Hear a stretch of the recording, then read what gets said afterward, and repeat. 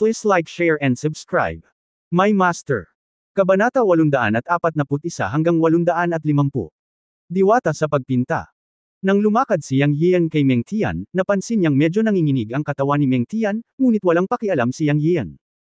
Ang hindi niya alam ay nabigla si Meng Tian nang makita niyang tumalon si Yang Yian palabas ng Heavenly Gate. Ang kakayahan ni Yang Yian na lumabas ay sapat na upang patunayan ang kanyang lakas. Lihim na pinasalamatan ni Meng Tian si Yang Yian sa pagpapaalala sa kanya noon, na nag-iwan ng magandang impresyon. Ngayong lumabas na siya, hindi na niya ipapahiya ang kanyang mga ghost cultivators. Nang makitang paparating si Yang Yian, ipinakita ni Meng Tian Alliance ang 2 volume ng bamboo slips at sinabing, "Senyor, ito ang gawain ng mga juniors, pakisuyong tingnan." Ngumisi si Yang Yian at iwinagayway ang kanyang kamay para higpitan ang espasyo ng Chen Kun Pot. Hiningi niya kay Meng Tian ang calligraphy para lang mas satisfy ang wish niya noong student days niya. Hindi na niya kailangang basahin, basta't ang layunin ay makamit. Ang mahalagang bagay ngayon ay hayaang dalhin siya ni Meng Yi sa palasyo upang hanapin ang daanan ng bundok at dagat. Gayunpaman, si Yang Yian ay hindi isang pedantic na tao. Mayroon siyang mabait na paalala ni Meng Tian noon, at ngayon ay mayroon siyang kaligrapya upang matugunan ang kanyang nais, kaya hindi niya ito tatanggapin ng walang kabuluhan. Tumingin kay Meng Tian, tinanong niya, mayroon ka bang mga diskarte sa paglilinang pagkatapos maging isang ghost cultivator? Sa katunayan, matagal nang nakita ni Yang Yian na si Meng Tian at ang mga ghost cultivator sa lungsod ay walang anumang mga cultivation technique. Ang dahilan kung bakit maaari nilang makamit ang kanilang kasalukuyang paglilinang ay ganap na dahil sa pagkakaroon ng earthly evil chi sa Dokkan City, kasama ang akumulasyon ng libu-libong taon.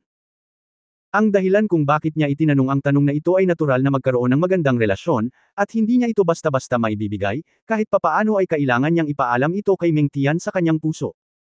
Sa pagtugon sa nakatatanda, nagsasanay ako ng mag-isa, at wala akong anumang mga diskarte sa paglilinang ng multo. Magalang na sagot ni Meng Tian. Tanungin kita, gusto mo bang manatili dito habang buhay? Si Yang Yian ay nalinlang ng unang emperador, ngunit ngayon ay kailangan niyang ibalik ito. Sa kanyang mga mata, isang ganap na pag-aaksaya para kay Meng Tian at iba pang mga ghost cultivator ang manatili dito. Masyadong makasarili ang unang emperador. Ang pagpayag kay Meng Tian at ng maraming sundalo at general na manatili sa Dokkan City ay ganap na sumisira sa kanilang kinabukasan.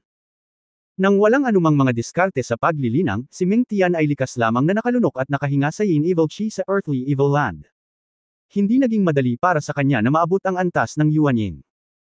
Napakaraming sundalo at general, kung saan ang mga nakaabot sa antas ng Jindan ay maaaring patunayan na sila ay may mahusay na mga talento sa paglilinang. Kung siya ay ililibing dito magpakailanman, sa mata ni Yang Yian, ito ay isang pagkakanulo. Dahil siya ay naging isang espiritual na katawan at nagbukas ng pinto sa paglilinang, dapat niyang hayaan si Meng Tian at ang mga ghost cultivator dito na magkaroon ng mas malawak na daan. Si Meng Tian at ang mga ghost cultivator na ito ay pawang mga sundalo ng unang emperador. Naisip ni Yang Yian na kung bibigyan niya si Meng Tian at ang mga sundalo dito ng pamamaraan ng paglilinang, ito ay katumbas ng pagpapasa ng mga kasanayan, at hindi direktang paghuhukay sa sulok ng unang emperador. Ito ay maaari ding ituring bilang paghihiganti para sa unang emperador sa hindi pagpapaalala sa kanya na may panganib ng kilin sa lapida ng mga Diyos. Natigilan si Meng Tian nang marinig niya ang mga salita ni Yang Yian. Hindi niya naintindihan ang ibig sabihin ni Yang Yian, ngunit talagang hindi niya inisip ang tanong na ito. Ang tingin sa ilalim ng maskara ay nagpakita ng pagkalito. Halos hindi niya namamalayan, sinagot niya si Yang Yian, si Junior ay inutusan ng kanyang kamahalan ng unang emperador na garrison ang dakilang lungsod ng Qin, kaya natural na siya ay magiging garrison magpakailanman. Inilibot ni Yang Yian ang kanyang mga mata sa kanyang puso.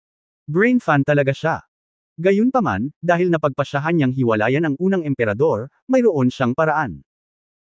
Meng Tian, masasabi ko sa iyo nang may pananagutan na ang kanyang kamahalan ang unang emperador ay matagal nang umalis sa mundong ito, at nag-iwan ng mensahe para sa iyo na makahanap ng sarili mong paraan sa hinaharap. Nagsimulang manlinlang si Yang, at hindi inaasahan na maniniwala si Meng Tian. Sapat na ang magtanim ng binhi sa kanyang puso. Bilang karagdagan sa pagbibigay sa kanya ng mga kasanayan, naniniwala siya na pagkatapos ng pagsasanay ni Meng Tian, tiyak na pipili siya. Pagkatapos niyang manlinlang, hindi sumagot si Meng Tian, halatang hindi naniniwala dito, ngunit naramdaman ni Yang Yian ang pagtibok ng kanyang kaluluwa, na nagpakita na si Meng Tian ay nabigla at nag-isip tungkol dito, at ang kanyang layunin ay nakamit. Sa oras na ito, hindi na nagsalita pa si Yang Yian, iniwan ang tanong na ito para pag-isipan niya ng dahan-dahan, at binago ang paksa, nag-iwan ng mensahe ang unang emperador na nagsasabing mayroong daanan ng bundok dagat sa palasyo. Saan ito? Dalhin mo ako dyan. Pagkatapos nito, idinagdag niya, sinabi din ng unang emperador na maaari kang pumunta sa mundo ng bundok dagat mula sa daanan sa hinaharap, ngunit hindi ka dapat pumasok sa loob ng Tianmen. Mapapawi kayong mga magsasaka ng multo kung kayo ay pumasok. Tungkol naman sa daigdig ng bundok dagat, maaari kayong pumunta doon, ngunit wala kayong maihahayag na salita tungkol sa pagkakaroon ng lugar na ito. Sa huli, gumamit si Yang Yian ng napakahigpit na tono. Dahil dito, medyo nalito si Meng Tian. Masyadong seryoso ang tono ni Yang Yiyo, kaya hindi masabi ni Meng Tian kung iyon ba ang mga tagubilin ng emperador. Hindi kaya nag-iwan ng mensahe ang emperador para sabihin sa kanya. Si Meng Tian ay kalahating naniniwala at kalahating nagdududa, ngunit sumagot siya kay Yang Yiyo, hindi ko alam na may daanan sa hangganan ng bundok dagat sa palasyo, ngunit alam ko na may isang lugar sa palasyo kung saan mahigpit na ipinag-utos ng emperador na huwag lumampas sa daan. Senyor, pumunta at tingnan ito. Kung mayroong daanan sa hangganan ng bundok dagat, dapat doon. Nasaan na? Tanong ni Yang Yiyo. Kung iisipin, totoo rin na nagsasalita ang espiritu ng emperador, at siya lang ang nakakaalam ng daanan ng hangganan ng bundok dagat sa palasyo. Normal lang na hindi alam ni Meng Tian. Ngunit dahil sinabi ni Meng Tian na ito ay isang lugar kung saan mahigpit na ipinagbabawal ang trespassing, dapat itong lugar ng daanan ng bundok dagat. Pag-uulat sa nakatatanda, ito ay ang Lipalas. Sabi ni Meng Tian. Lead the way, medyo nataranta si Yang Yiyo nang magsalita siya. Habang naglalakad sa likod ni Meng Tian, naisip niya kung ang Li Palace ba ang harem. Kaya tinanong niya, ang palasyo ba ng Li ay harem? Ito ang harem, ngunit sa loob ng libu-libong taon, walang sino man ang lumabas sa Li Palace. Dapat ito ay isang walang laman na palasyo. Sabi ni Meng Yi. Habang nag-uusap ang dalawa, dinala ni Meng Yi si Yang Yian sa isang palasyo at sinabing, Senyor, ito ang Li Palace. Hindi ako makakapasok dahil sa rules. Patawarin mo ako. Tumanggo si Yang Yian ng hindi pinilit, at sinabi kay Meng Tian, tadhana na nakilala kita. Ngayon ay bibigyan kita ng bahagi ng Ghostway Technique. Kung makakamit mo ang tagumpay ay nakasalalay sa iyong sariling swerte. Ngunit dapat mong tandaan na kung magkakaroon ka ng swerte sa hinaharap at makatagpo ng isang taong may parehong pamamaraan, at siya ay mula sa aking yunmen, maaari kang magkaroon ng magandang relasyon sa kanya. Matapos itong ipaliwanag, pinitik ni Yang Yian ang kanyang mga daliri at ipinadala ang kapangyarihan ng kaluluwa ni Feng Doju sa kamalayan ni Meng Tian, at pagkatapos ay tumalikod at pumasok sa Lipalas. Lahat. Nagawa na ang dapat gawin. Hindi alam ni Yang Yian kung anong swerte at pagbabago ang mangyayari sa hinaharap, ngunit pakiramdam niya ay dapat niyang ibigay ang Feng Doju kay Meng Tian. Ang Lipalas ay talagang isang malaking palasyo na mukhang sakop nito na wala pang 100 metro. Ito ay hindi isang buong atik ng palasyo. Hindi madaling magkaroon ng isang palasyo na 100 metro kwadrado sa ilalim ng lupa. Nang dumating si Yang Yian sa tarangkahan ng Li Palace, naramdaman niya ang kapangyarihan ng formation. Gayunpaman, ang paraan ng pagpasok sa pormasayon na ito ay sinabi sa kanya ng marka ng kaluluwa ng unang emperador. Bilang karagdagan, alam din niya ang paraan ng pagbuo. Matapos itong pagmasdan ng ilang sandali, nalaman niyang hindi mali ang paraan ng pagpasok sa pormasayon na itinuro ng kaluluwa ng unang emperador. Siya lumabas at naglakad papunta sa formation. Sa sumunod na sandali ay naalimpungatan siya. Matapos maging matatag ang kanyang mga paa, nalaman ni Yang Yian na nagpakita siya sa isang bulwagan ng kuweba. Hindi tulad ng palasyong nakikita sa labas, hindi niya inaasahan na pagpasok niya sa pormasayon, hindi pala palasyo ang kanyang pupuntahan, kundi isang bulwagan ng kuweba. Ang buong bulwagan ng kuweba ay napakalaki, at mukhang mga 200 metro kwadrado. Sa isang sulyap, may mga bulaklak at damo sa buong bulwagan, pati na rin ang mga pavilion at rockery, at isang maliit na ilog ang dumadaan sa pavilion. Sa kabilang side naman ay may puting ghost curtain na parang kwarto. Hakbang-hakbang na naglakad si Yang Yian at nakakita ng mga mesang bato, upuang bato, set ng tsaa, at iba pa. Sa pangkalahatan, ang layout ng buong bulwagan ay nagbigay sa kanya ng pakiramdam ng tirahan ng isang babae. Ito ba talaga ang harem ng unang emperador? Bulong niya sa sarili, naglalakad at tumitingin. Ngunit wala siyang nakitang buhay na nilalang. Mukhang walang laman na palasyo. Bulong ni Yang Yian sa sarili, at naglakad papunta sa dulo ng bulwagan. Pagtingala niya ay may nakita siyang painting sa sulok ng hall. Agad siyang naakit dito. Kailan? Pumasok siya, nakita niya ang isang babaeng nakasuot ng sinaunang damit ng Qin Dynasty sa painting. Ang pangunahing punto ay agad na naakit si Yang sa kagandahan ng babae sa pagpipinta. Bagamat isa lamang itong pagpipinta, ito ay matingkad at espiritual, na parang nabubuhay, lalo na ang isang pares ng mga mata. Tila kahit saang anggulo niya ito tingnan, naramdaman ni Yang Yian na nakatingin ito sa kanya. Nakaharap sa isang painting, namula si Yang Yian ng walang dahilan at tumibok ang kanyang puso. Hindi ito dapat mangyari para sa kanyang kasalukuyang konsentrasyon sa labas ng katawan na kaharian. Gayunpaman, ang babae sa painting ay napakaganda, o kaakit-akit, na nadama ni Yang Yian na hindi niya mailarawan ang kagandahan ng babae sa mga salita. Sa wakas, 3 salita ang lumabas sa kanyang isipan ng diwata sa painting. Sa mga mata niya, dapat natural lang na umiral ang ganyang babae, isang diwata na bumaba sa lupa. Sa isang punto, nakita ni Yang Yiu ang isang linya ng maliliit na salita sa ibaba, napakaliit, kung hindi dahil sa makapangyarihang Yuan Shen, hindi niya ito makikita.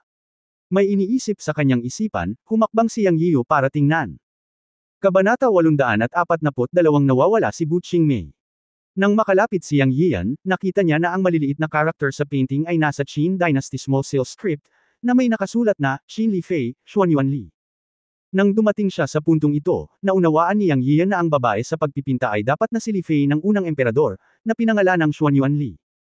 Sa sandaling ito, nakaramdam ng kaunting selos si Yang Yian at Bam Ulong, lahat ng magagandang repolyo.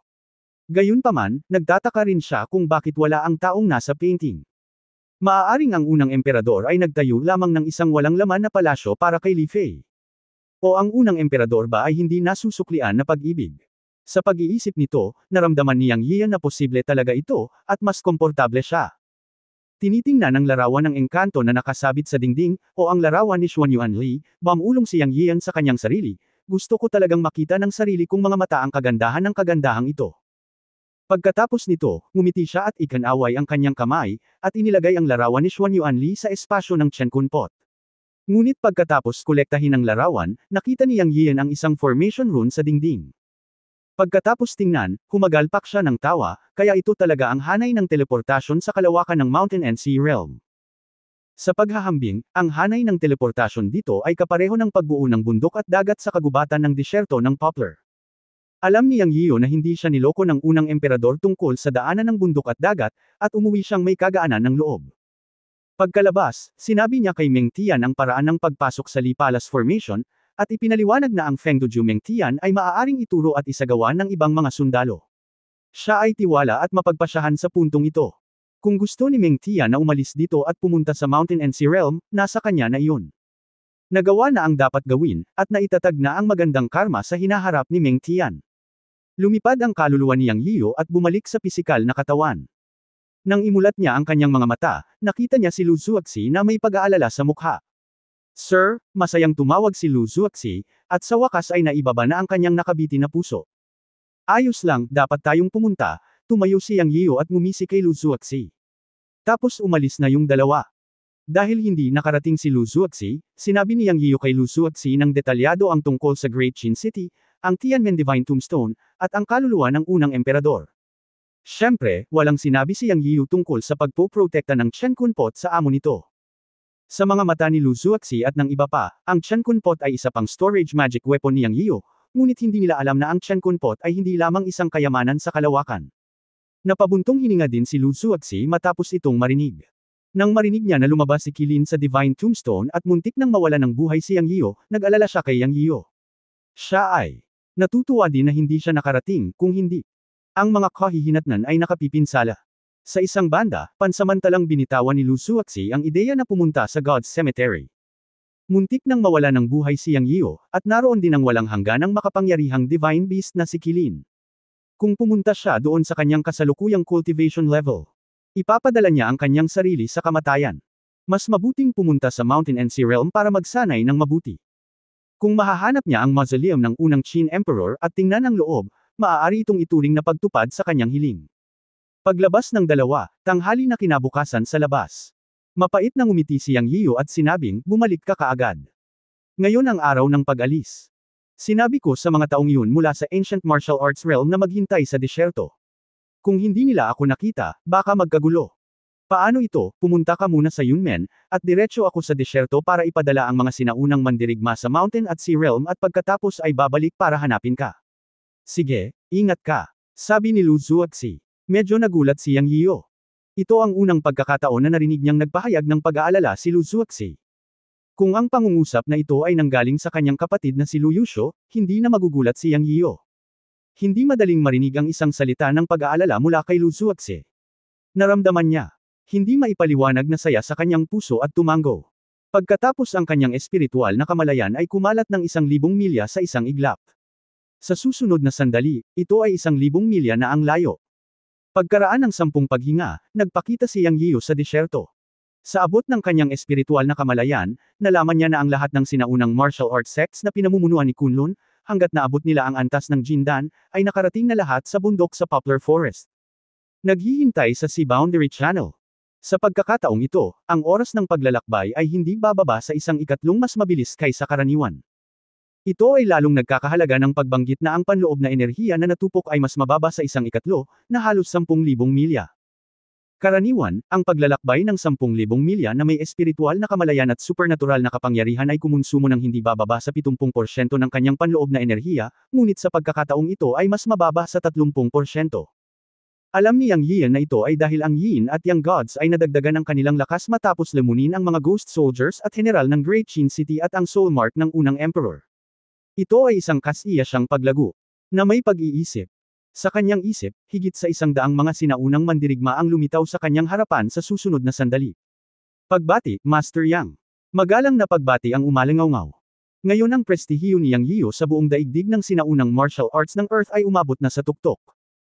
Mula noong huling beses na pinatay ni Yang Yiu ang tubig at pinatay ang mga magsasaka ng Mountain and Sea Realm gamit ang kapangyarihan ng kulog, walang sinuman sa buong sinaunang martial arts world ang hindi natatakot na hindi siya igalang. Hindi gaanong nagsalita si Yang Yiu. Sa pagtingin sa sabik na mga mata, alam niya na ang mga sinaunang martial artist na ito ay nabighani at nakikiusyoso tungkol sa hindi kilalang mundo ng Mountain and Sea Realm, at hindi na sila makapaghintay na makapasok dito ngayon. Pagkatapos ay ikinulong ni Yang Yiu ang kanyang mga kamao at sinabi sa lahat, na ipaliwanag ko na ang lahat ng dapat ninyong ipaliwanag.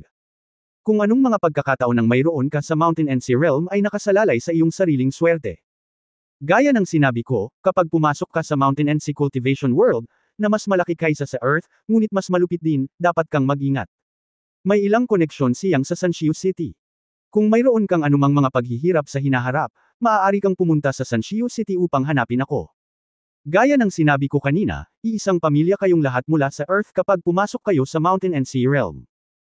Sana ay magkadikit kayo para mas mabuhay kayo sa Mountain and Sea Realm kung saan ang malakas na biktima ng mahihina, humanap ng sarili ninyong landas, at isulong ang inyong cultivation path sa mas mataas na antas. Pagkatapos magsalita ni Yang Yiu, sabay-sabay na sinabi ng lahat, tatandaan natin ang mga turo ni Master Yang at tiyak na magkakaisa at tutulong tayo sa isa't isa. Ang galing, sandali lang, bubuksan ko na ang formation. Pagkatapos magsalita, iwinagayway ni Yang Yiu ang kanyang kamay upang hawakan ang selyo ng transmission channel, at ang Mountain and Sea Realm transmission channel ay lumitaw sa harap ng lahat. Sa ilalim ng maingat na mga mata ng higit sa 130 sinaunang mandirigma, o dapat ba nating tawaging mga magsasaka ngayon, naglagay si Yang Yiu ng 9 na mga spirit stone sa pormasayon, at biglang may puting liwanag na sumikat, at ang teleportation formation ay na-activate. Lahat, pumasok sa teleportation formation 9 at 8 time. Magkikita kayo sa Sanshio City ng Shanhaijia. Sinenyasan sila ni Yang Yiu na pumasok sa channel formation. Pagkatapos siyam sa isang pagkakataon, higit sa 10 beses mamaya, lahat ay nawala sa channel. Sa ngayon, ang mga sinaunang mandirigma ng daigdig ay tumuntong sa yugto ng Shanhaijia. Matapos magsilapitan at umalis ang lahat, biglang hinimok ni Yang Yiu ang kanyang tunay na enerhiya na salakayin ng Tongbi Ape Handbone Magical Power ng 3 beses na magkakasunod. Boom boom boom. Matapos ang 3 malakas na ingay na nanginginig sa lupa, ang Desert Poplar Forest, ang Shanhaijia Connecting Formation, ay ganap na nawasak. Anyway, hindi siya aalis dito, at mayroong kahit 2 channel para makapasok sa Shanhaijia. Lumabas si Yang Yiu na may ningning sa kanyang mga mata at nawala. Makalipas ang ilang minuto, nakabalik na siya sa bulwagan ng lumang bahay ng Yunmen. Sa sandaling lumitaw siya at nakita ang lahat sa bulwagan, tumawa si Yang Yian, handa ka na ba? Kung handa ka na, pupunta kami sa Shanhaijia. Sa oras na ito, dumating ang ilang kababaihan, sina Liu Zeki, Li Dai, Mr. Wang, Wang Jianjia at iba pang mga kamag-anak at kaibigan ng lahat, na umabot sa halos 20 katao.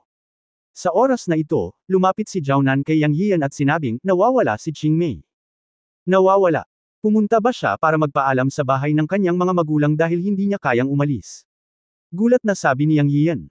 Hindi, kagagaling lang niya sa bahay ng mga magulang niya kahapon, pero hindi siya samipot noong nagtitipon kami ngayon. Pumunta ako sa kwarto niya at wala akong nakitang tao. Malamig ang kubrekama. Dapat ay lumabas siya kagabi. Logically, aalis kami ngayon. Kahit na lumabas siya kagabi para sa isang bagay, dapat ay nakauwi na siya ng ganitong oras ngayon. Ngayon naka-off ang phone niya kapag tinawagan ko siya. Nag-aalalang sabi ni Zhao Nan. Nagdilim ang mukha ni Yang Yiyo sa oras na ito. Kilala niya si Bu Qingmei, isang simple at mabait na babae. Siya ay palaging isang mabuting babae sa kanyang pamilya at sa kanyang pamilya. Siya rin ang pinakabata sa mga babae. Dahil mahal siya ni Yang Yiyo at kilala siya, si Bu Qingmei ay talagang hindi isang taong hindi alam ang kahalagahan ng mga bagay-bagay. Ngayong nakikita ang nag-aalalang mukha ni Zhao Nan, alam ni Yang Yiyo na tiyak na may nangyari kay Bu Qingmei.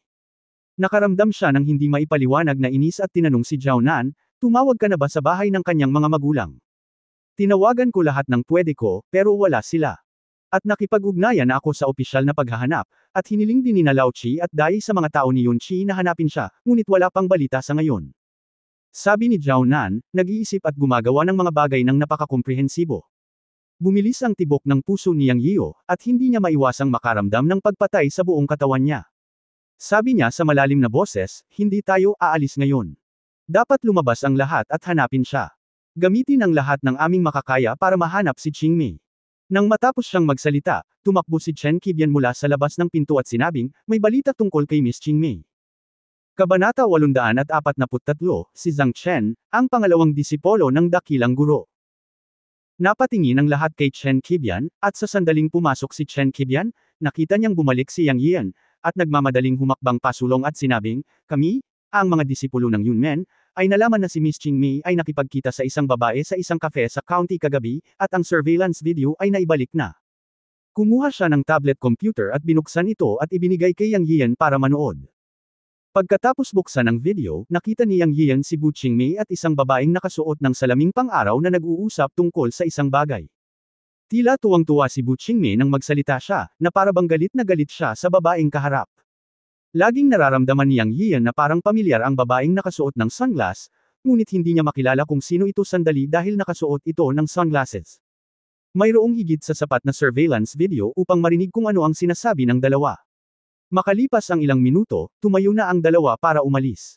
Sakto namang tumayo at umalis ang babaeng nakasunglas, dumaan sa surveillance video, malapit na ang distansya at mas malinaw ang larawan. Biglang may naisip si Yang Yian sa kanyang isipan.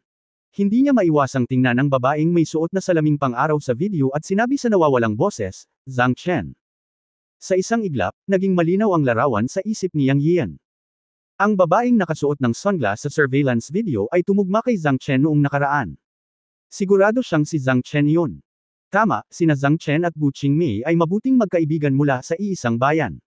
Nang dumating si Bu Qingmei sa Yunqi Company para sa isang panayam, si Zhang Chen ang sumama sa kanya. Sa oras na iyon, sinasamahan lang ni Zhang Chen si Zhang Chen. Sa huli, si Bu Qingmei ay direktang iniwan ni Yang Yian, at alam din ni Zhang Chen na si Yang Yian ang chairman ng Yunqi, kaya nanatili din siya sa Yunqi. Ngunit si Zhang Chen ay masyadong mapanlinlang at ambisyoso. Hindi siya nagustuhan ni Yang Yian at inayos siya na maging front desk. Sinabi rin niya kay Liu Ziki na kaya niyang putalasin si Zhang Chen. Hindi siya natatakot sa ambisyon. Hanggat ginamit niya ang tamang tao at kaya ni Zhang Chen, wala siyang pakialam na bigyan siya ng posisyon sa kumpanya. Napatunayan ng mga katotohanan na sa pag-unlad ng Yunqi Company, talagang may kakayahan si Zhang Chen at nagkaroon ng sariling posisyon sa Yunqi. Kung ikukumpara, si Bu Qingmei ay pinahahalagahan ni Yang Yian, ang chairman ng Yunqi, at siya ang sekretarya ng chairman, kaya siya ay may napakataas na katayuan sa Yunqi. Nang maglaon, lalo pang umunlad sina Bu Qingmei at Yang Yian, na nagseselos kay Zhang Chen. Pagkatapos uminom muli, si Zhang Chen, isang babaeng may malalim na pukana, ay talagang nagdroga kay Yang Yian at gustong pilitin si Yang Yian. Alam ni Yang Yian na si Zhang Chen ay lubos na nagseselos kay Bu Qingmei sa oras na iyon. Dapat niyang pag-isipan na ibagsak si Yang Yian para patunayan na hindi siya mas mababa kay Bu Qingmei, at nakakuha pa siya ng mas mataas na katayuan sa Yunqi.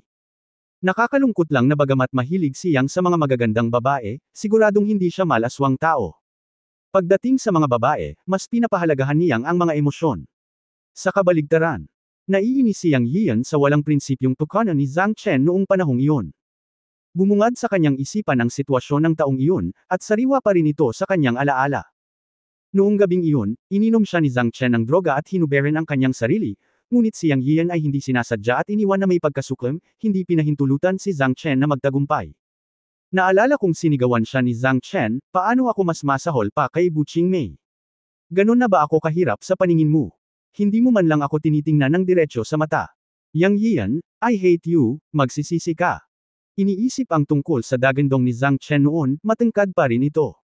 Simula noong araw na iyon, nagbitiw si Zhang Chen sa Yunqi Company. Walang pakialam si Yang Yian sa oras na iyon. Pagkatapos ng lahat, si Zhang Chen ay isang ordinaryong tao lamang. Tsaka, ayaw niya sa mga babaeng nagpapakatanga at nagkukwenta. Hindi niya type si Zhang Chen at wala man lang siyang nararamdaman para sa kanya. At ngayon, ang puso ni Yang Yian ay lumubog at naging malungkot. Naiisip niya na lumitaw si Zhang Chen sa kritikal na sandaling ito at pinalabas si Bu Qingmei ng tahimik, na tiyak na hindi magandang bagay. Hindi sinabi ni Yang Yian sa inosenteng si Bu Qingmei ang tungkol sa nangyari noon. Pagkaalis ni Zhang Chen, umiyak si Bu Qingmei at hinanap siya, ngunit wala na siyang narinig mula kay Zhang Chen. May isip na para kay Bu Qingmei, makalipas ang mahigit 10 taon, ang kanyang matalik na kaibigan na si Zhang Chen ay nagpakita at nakipag-ugnayan sa kanya. Tiyak na pupunta ang simpleng hanggal na babae na iyon, at ito ang katotohanan. Ngunit sa puso ni Yang Yian, alam niyang malinaw na kinasusuklaman ni Zhang Chen si Bu Qingmei dahil sa selos, na hindi alam ng simpleng Bu Qingmei. Ngayong iniisip muli ang nangyari sa nakaraan, natakot si Yang Yian na gagantihan siya ni Zhang Chen at saktan si Bu Qingmei. Nang maisip niya ito, hindi na napigilan ni Yang Yian. Wala siyang ganang panoorin ang video ng pagsisiyasat ni Chen Qibian, at direktang nagtanong, may kilala ka ba? Awkward na sinabi ni Chen Qibian, sinuri ng aking mga tao ang mga surveillance video ng buong county, at sa wakas ay natukoy na si Miss Qingmei at ang babaeng iyon ay umalis sa county at pumunta sa kanluran. Pinalawak namin ang lugar ng paghahanap, at naniniwala ako na magkakaroon ng mga resulta sa lalong madaling panahon. Sa oras na ito, hindi na nakayanan ni Yang Yian, at sinabi sa lahat ng tao, pumunta at hanapin sila ng hiwalay. Si Zhang Chen ay may sama ng loob kay Qingmei noon, at ganoon din sa akin. May mangyayari. Pagkatapos noon, ang espiritual na kamalayan ni Yang Yian ay nalabas at siya ay nagpakita sa isang burol sa silangan ng county. Masyado siyang nag-aalala sa mga oras na ito. Siya ay pumatay ng napakaraming tao na may masamang intensyon noong nakaraan, at maaaring may isang tao na kukuha ng pagkakataong gumanti pagkatapos makalusot sa lambat, at si Zhang Chen ay maaaring isang sangla sa kamay ng iba. Si Yang Yiu ay puno ng hangarin na pumatay, at ang pinakaayaw niya ay ang magdulot ng pinsala sa kanyang pamilya.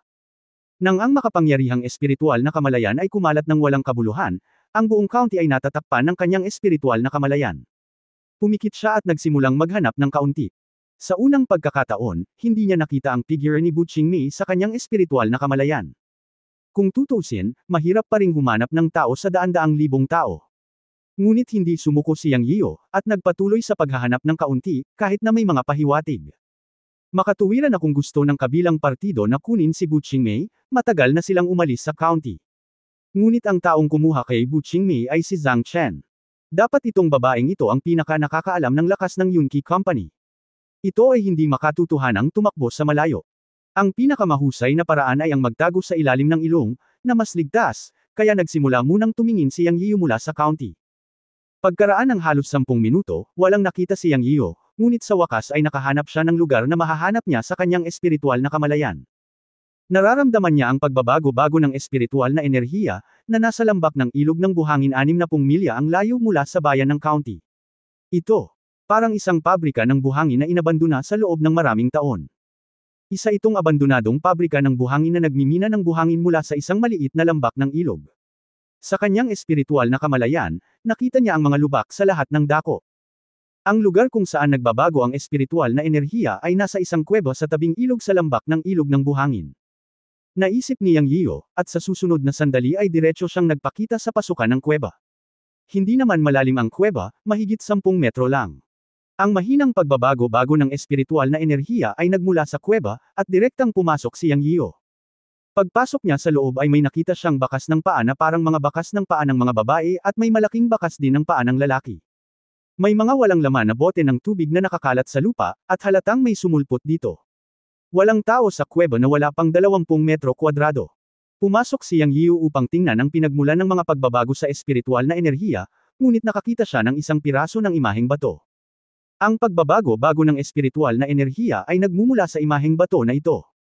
Ang ganitong uri ng bato ay hindi karaniwan sa Earth, ngunit ito ay umiiral sa mountain at sea realm. Alam ni Yang Yiyo na ito ay isang espiritual na bato para sa pagre-record ng mga imahe, at ito ay may parehong function ng pag-record ng video. Ito ay isang uri ng imaheng espiritual na bato na karaniwang ginagamit ng mga magsasaka. Sa isang pag-iisip, ang espiritual na enerhiya ay nag-activate ng imaheng bato, at sa susunod na sandali ang mukha ni Yang Yiyo ay naging sobrang pangit. Hahaha, Junior Yang Yiyo, sinira mo ang aking mabubuting gawa at sinaktan ang aking kaluluwa. Ang account na ito ay hindi mapagkakasundo. Ngayon, hinayaan kong makuha ng aking pangalawang alagad ang isang babaeng tulad mo bilang interes. Kapag nabawi ko na ang aking cultivation sa hinaharap, tiyak na gagawin kitang maganda. Matapos ma-activate ang imaheng bato, lumitaw ang tatlong figure. Ang Great Demon Head ang nagsalita, at ang dalawang babae sa tabi ng Great Demon Head ay sina Bu Qingmei at Zhang Chen. Itinuro ng imahe ng Great Demon Head si Zhang Chen at sinabing ito ang kanyang pangalawang disipulo. Sa talamak na pagsasalaysay, ang dakilang pinuno ng demonyo ang nakilala ni Zhang Chen matapos imbestigahan ang sitwasyon ni Yang Yiyo at tinanggap si Zhang Chen bilang kanyang disipulo. Ito ay 6,000 taon na ang nakalilipas. Ang layunin ay ipaghiganti si Yang Yiyo. Kung ikukumpara sa dakilang disipulong si Gang Huan ng dakilang Demon Lord, si Zhang Chen ay nagtatago sa dilim, ngunit ngayon ay tumalon na siya. Matapos magsalita ng maraming bagay ang dakilang Demon Lord, hinawakan ni Zhang Chen ang leeg ni Bu Qingmei gamit ang kanyang kamay at sinabing may masamang tingin, Yang Yiyo, sinabi kong pagsisisihan kita. Ngayon ang paghuli kay Bu Qingmei ay simula pa lamang. Huwag kang mag-alala, hindi ko siya papatayin, ngunit gagawin ko siyang pinaka-Diyos na alipin ng demonyo, hahaha. Tila nabaliw si Zhang Chen at nabaluktot ang kanyang puso. Ang pares ng master at apprentice na ito ay naghahanap na ngayon ng paghihiganti. Hinuyam ni Yang Yiyo ang kanyang mga kamay at umungal, na binasag ng diretso ang impact stone. Hindi siya nakipagtalo dahil alam niyang ang imaheng bato ay isang talaan lamang at hindi makausap ang kabilang partido. Ang kailangan niyang gawin ngayon ay maghukay ng 3 talampakan sa lupa para patayin ang dakilang Demon Lord at si Zhang Chen, ang baliw na babae, at hanapin si Bu Qingmei. Hindi nang ahas si Yang Yiyo na isipin kung ano ang mangyayari kung mahulog si Bu Qingmei sa mga kamay ng dakilang demonyo at ni Zhang Chen. Nang marinig niyang sinabi ni Zhang Chen na gusto niyang gawing demonyong alipin si Bu Qingmei, hindi napigilan ni Yang Yiyo na manginig ang buong katawan. Hindi na siya naglakas loob na isipin pa. Kabanata 844 na pag-alis sa lupa patungo sa mga bundok at dagat. Iniwan ni Yang Yiyan ang kuweba. Hinahanap niya ngayon si Bu Qingmei na may layuning pumatay, at ang nagtatagal na dakilang kagalang-galang. Una sa lahat, kailangan niyang maghanap sa buong mundo. Naisip ni Yang Yiyan na ang Great Venerable Demon ay malamang na nagtatago pa rin sa isang lugar sa Earth. Sa 1,000 milyang espiritual na kamalayan, ginamit ni Yang Yiyan ang kanyang espiritual na kamalayan upang maghanap sa lahat ng paraan. Sa loob ng 3 araw, hinanap niya ang buong lugar ng mababang antas ng Jiushu, ngunit walang resulta. Pinalawak niya ang saklaw sa buong Zhongzhou at Europa. Pagkaraan ng 1 buwan, bumalik si Yang Yiyan sa Yunmen sa napakahaggard na estado, at walang balita mula sa paghahanap ng espiritual na kamalayan. Pinakilos ni Yunmen ang lahat ngunit walang balita. Sa oras na ito, naunawaan ni Yang Yiyan na ang Great Venerable Demon ay maaaring pumasok sa Mountain and Sea Realm kasama sina Bu Qingmei at Zhang Chen. Ang dakilang kagalang-galang na demonyo ay isang kaluluwang Mahayana, at siya ay isang matandang halimaw na nabuhay ng libu-libong taon. Siya ay may mahiwagang kapangyarihan. Kahit na hindi siya dumaan sa Mountain and Sea Teleportation Array, maaaring mayroon siyang ibang paraan, gaya ng direktang pagpunit sa espasyo. Hindi niya planong maghanap sa Earth, ngunit pumunta sa Mountain and Sea Realm. Sa kanyang puso, inilista niya ang Great Venerable Demon at Zhang Chen bilang numero 1 kaaway na papatayin. Ang pangyayaring ito lamang ang nagpabalik kay Yang Yiyo sa una pagkatapos ng sakit na naramdaman niya sa pagkamatay ni Liu Lingling. Hindi lamang siya naging taciturn, kundi sobrang magagalitin. Nanumpa siya na ang unang bagay na gagawin niya pagkatapos makapasok sa Shanghai Realm ay maghukay ng malalim sa lupa para patayin ang dakilang demonyo at Zhang Chen at hanapin si Bu Qingmei. Siya! Nawala na si Liu Lingling, at ayaw na niyang mawala muli si Bu Qingmei, at ayaw niyang masangkot muli ang sinumang babae.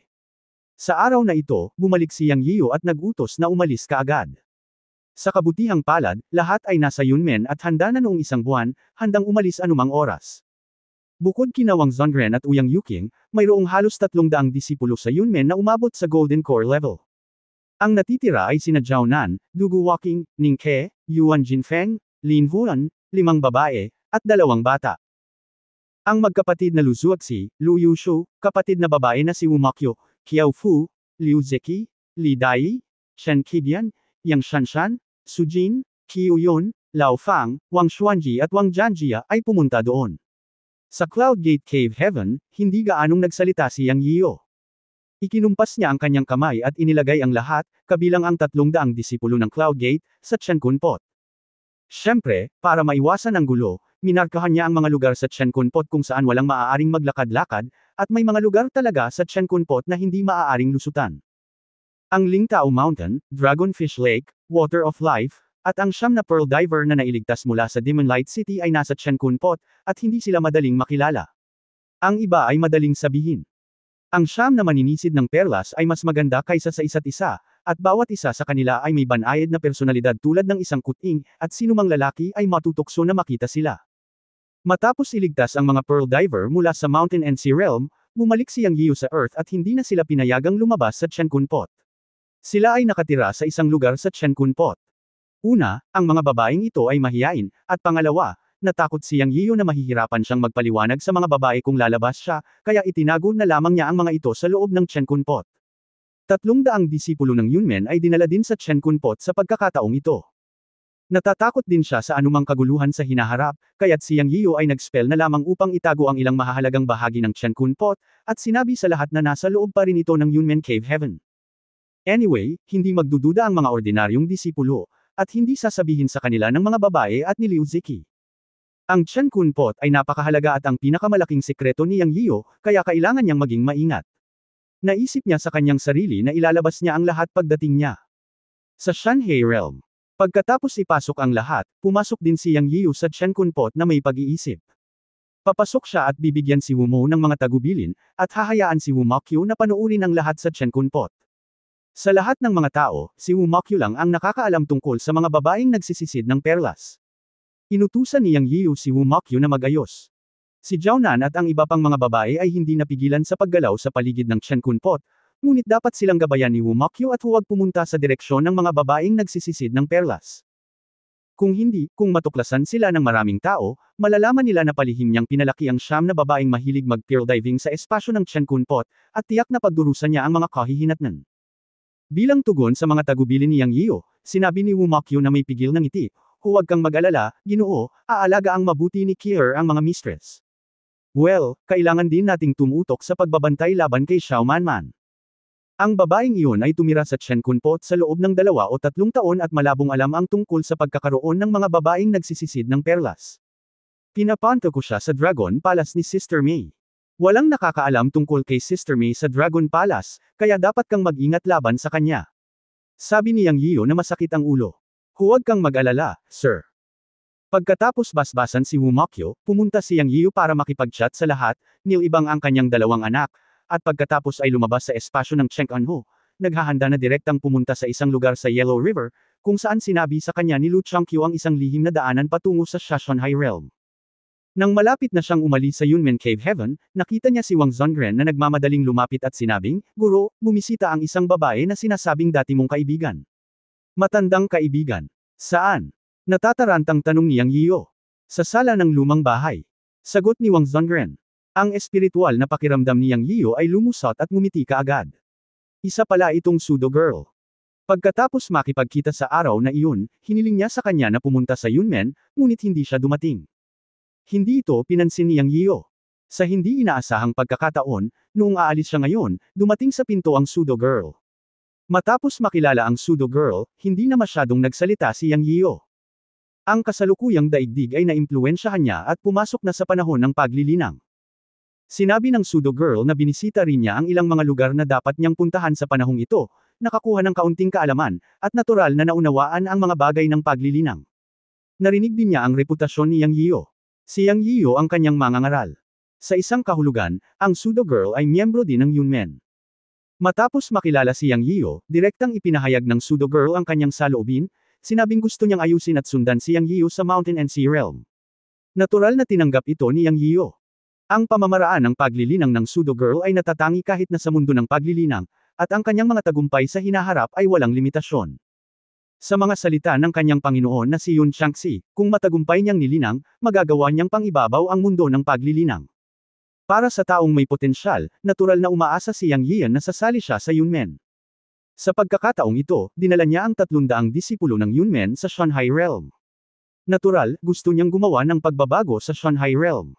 Ang pundasyon ng Yunmen ay kakalat sa Shanhai Realm, at ang iba't ibang talento ay kailangang-kailangan, at ang Pseudo Girl ang talento sa kanyang isipan. Bagamat ang Pseudo Girl ay nasa antas lamang ng Jindan ngayon, nakikita ni Yang Yian na siya ay talagang may malaking potensyal. Dapat mong malaman na noong ibinigay niya ang Yin Yang Gang sa Pseudo Girl, hindi niya ito pinansin. Gayunpaman, pagkatapos ng higit sa 10 taon ng muling pagkikita, ang Pseudo Girl ay nakamit ang antas ng Jindan. Ito ang resulta ng kanyang sariling paggalugad at paglilinang, at ito ay nasa kapaligiran pa rin ng mundo na may manipis na espiritual na enerhiya. Kaya naniniwala si Yang Yian na kung ilalagay niya ang Pseudo Girl ng direkta sa Shanhai Realm, ang kanyang cultivation ay hindi maiiwasang tataas. Ang pakikipag-chat sa Pseudo Girl ay isang pagdurusa para kay Yang Yian. Ang patay na demonyong ito ay palaging nagbibigay sa kanya ng electric shock, na nagpapanginig kay Yang Yian. Walang paraan upang matakpan ang panliligaw ng peking babae, at baguhin ang kanyang paksa, buhay pa si Sister May. Ang boses ng peking babae ay biglang huminto, at siya ay tumayo, ano? Alam ni Yang Yian na naging mabait si Sister May sa kanya. Nang mawala si Sister May, matagal nang nalungkot ang peking babae, at hindi niya nakakalimutan si Sister May hanggang ngayon. Ngayong buhay pa si Sister May, normal lang na mabigla ang peking babae. Buhay pa si Ate May, huwag kang lumaban. Ipapadala kita para makita si Sister May.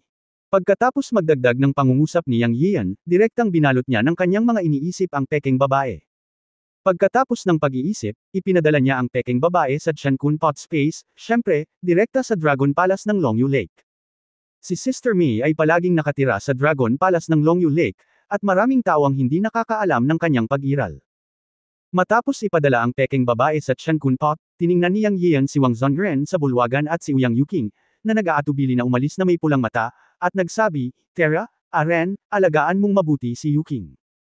Pagkatapos magsalita, lumapit siya at niyakap si Ouyang Yuking, nang hindi nananatili, at diretsyong nawala pagkatapos ng pag-iisip. Hindi niya kayang makitang umiiyak ang mga babae, ni hindi niya kayang makita ang sakit ng paghihiwalay. Nagdesisyon na lang siya at diretsyong umalis. Ang Yellow River, ang pangunahing lugar ng kapanganakan ng Kyushu Civilization, ang Mother River ng Kyushu, ay isa ring pinakamalaking ilog sa hilagang bahagi ng Kyushu, na may kabuuang haba na 5,464 na kilometro. Ito ang ikalimang pinakamahabang ilog sa mundo at ang pangalawang pinakamahabang ilog sa Kyushu, na dumadaloy sa siyam na lalawigan ng Kyushu. Ang Hukou Waterfall ng Yellow River ay isang himala ng Yellow River at isa sa mga ilog na himala ng Kyushu. Matapos makapag-isip si Yang Yiu, nagpakita siya sa lugar ng Hukou Waterfall ng Yellow River. Ito ang lokasyon ng daanan ng mundo ng bundok at dagat na sinabi sa kanya ni Lu Changqiu. Sa pagkakataong ito, pumasok siya sa mundo ng bundok at dagat mula rito, at pumunta rin siya para tuklasin ang daan. Pagkatapos ng lahat, sinabi niya kay Wang Zhongren sa hinaharap na ang sinumang disipulo na umabot sa antas ng ginintoang elixir ay papasok sa mundo ng bundok at dagat mula dito. Kabanata 845, ang bundok at Sea Realm I'm back. Sinabi ni Lu Changqiu kay Yang Yiu na ang Yellow River Hukou Waterfall ay nasa ilalim mismo ng talon. Nang makita ang napakaganda at walang katapusang daloy ng Yellow River, nagulat si Yang Yiu. Ito ay nakatala sa aklat na Mountain and Sea Realm na ang Mengmen Mountain ay tumutukoy sa Hukou area ng Yellow River. Dahil dito ay napaisip si Yang Yiu kung ito ba ay Mengmen Mountain sa kabilang bahagi ng Mountain and Sea Realm pagkatapos dumaan dito. Anyway, ang Yellow River Hukou Waterfall, na matatagpuan sa dalawang probinsya ng Shaanxi at Shaanxi, ay talagang isang natural na himala. Ang 8 pangunahing tanawin, kabilang ang usok mula sa ilalim ng tubig, pamamangkas sa tuyong lupa, paglalaro ng neon sa tubig, paglipad ng mga bundok at pagtayo sa dagat, at iba pa, ay makikita sa tag-araw at ang nakabaligtad na mga taluktok ng yelo sa taglamig. Gamit ang sa pagpapatakbo ng magic power ni Yang Yiu, bumaba siya mula sa mga ulap sa tabi ng talon at dumiretso sa ilalim ng Yellow River. Sa pamamaraan ng pag-iwas sa tubig, hindi siya naapektuhan, at sa pagtuklas ng espiritual na kahulugan, lahat ng nasa ilalim ng tubig ay nasa ilalim ng kontrol. Ayon kay Lu Changqiu, ang sipi na ito ay walang porma sayon, ngunit isang natural na nabuong sipi. Mayroong patayong butas ng tubig sa ilalim ng talon, at maaari kang pumasok. Nang pumasok si Yang Yian sa ilalim ng tubig, nakakita siya ng bukal sa kanyang espiritual na kamalayan. Diretso siya dito at bumaba. Noong siya ay nasa 80-70 metro, nagkaroon ng puyo ng tubig, at kasama nito ang isang malaking puwersa ng pagsipsip na naging dahilan upang hindi tumugon si Yang Yian. Nang walang anumang reaksyon, si Yang Yian ay natangay ng napakalaking puwersa ng pagsipsip na ito. Agad, may mga alon ng pagkahilo. Mapait na ngumiti si Yang Yian. Sa oras na ito, hindi siya lumaban, ngunit ginamit ang kanyang tunay na lakas upang protektahan ang kanyang buong katawan. Sa kanyang kasalukuyang lakas at paglilinang, ganap niyang mapaglabanan ito. Iniisip niya ito sa kanyang puso. Kung magbabago siya sa cultivation ng Golden Core Stage, kailangan niyang gamitin ang lahat ng kanyang lakas para labanan ang pressure na dala ng suction force ng daloy ng tubig. Pero, ito ay nasa loob pa rin ng kanyang pagpaparaya. Naniniwala ako na walang magiging problema para sa kanyang apprentice na si Wang Zhongren at sa babaeng Uyang Yuking na darating sa hinaharap. Pagkaraan ng hindi kilalang tagal ng panahon, naramdaman na lamang ni Yang Yian na ang presyon sa kanyang katawan ay biglang nawala sa tubig, at ang malaking puwersa ng pagsipsip ay nawala. Tapos, may naramdaman na lang siyang splash, and it was his father floating on the surface of the water. Pumasok ang sariwang hangin sa kanyang ilong. Sa isang kisap mata, lumitaw siya sa isang pool ng tubig na may diameter na mga 100 metro. Ang tubig sa pool ay berde at malinaw, at may mga bundok sa paligid, malago at berde. Siya huminga ng malalim at lahat ng butas ng kanyang katawan ay comfortable. Isang pamilyar na hininga ang lumitaw. Ang aking kapatid na lalaki mula sa Mountain and Sea Realm ay bumalik. Huminga ng malalim si Yang Yian at sinabi sa kanyang sarili. Kailan? Bumalik siya sa Earth noong taong iyon, medyo hindi maipaliwanag. Kahit na siya ay may malay, siya ay sapilitang pinunit ng isang lalaki na tinatawag na Huaqilyang at itinapon pabalik sa Earth. Mahigit 10 taon na ang nakalipas, medyo nakakalito din ang pagpasok sa Mountain and Sea Realm mula sa Changbai Secret Land. Pupunta man o babalik, hindi sariling desisyon ni Yang Yian.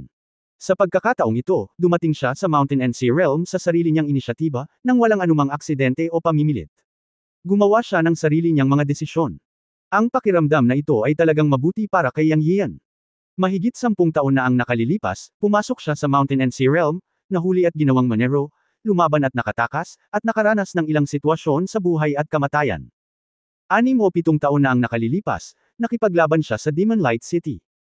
Sa pagharap sa isang malakas na kaaway, wala siyang pagpipilian kundi lumunin ang 8 sinaunang kaluluwa ng demonyo sa isang hininga. Napatay ang kalaban, ngunit nagbayad din siya ng malaking halaga. Siya ay inatake ng kapangyarihan ng demonyong kaluluwa, at ang kanyang amo na si Yun Changxi ay nakatulog ng mahimbing. Hindi ko alam kung kaya pang gumising ang matanda sa hinaharap. Sa huli, siya ay itinapon palabas ng Mountain and Sea Realm sa isang nalilitong paraan.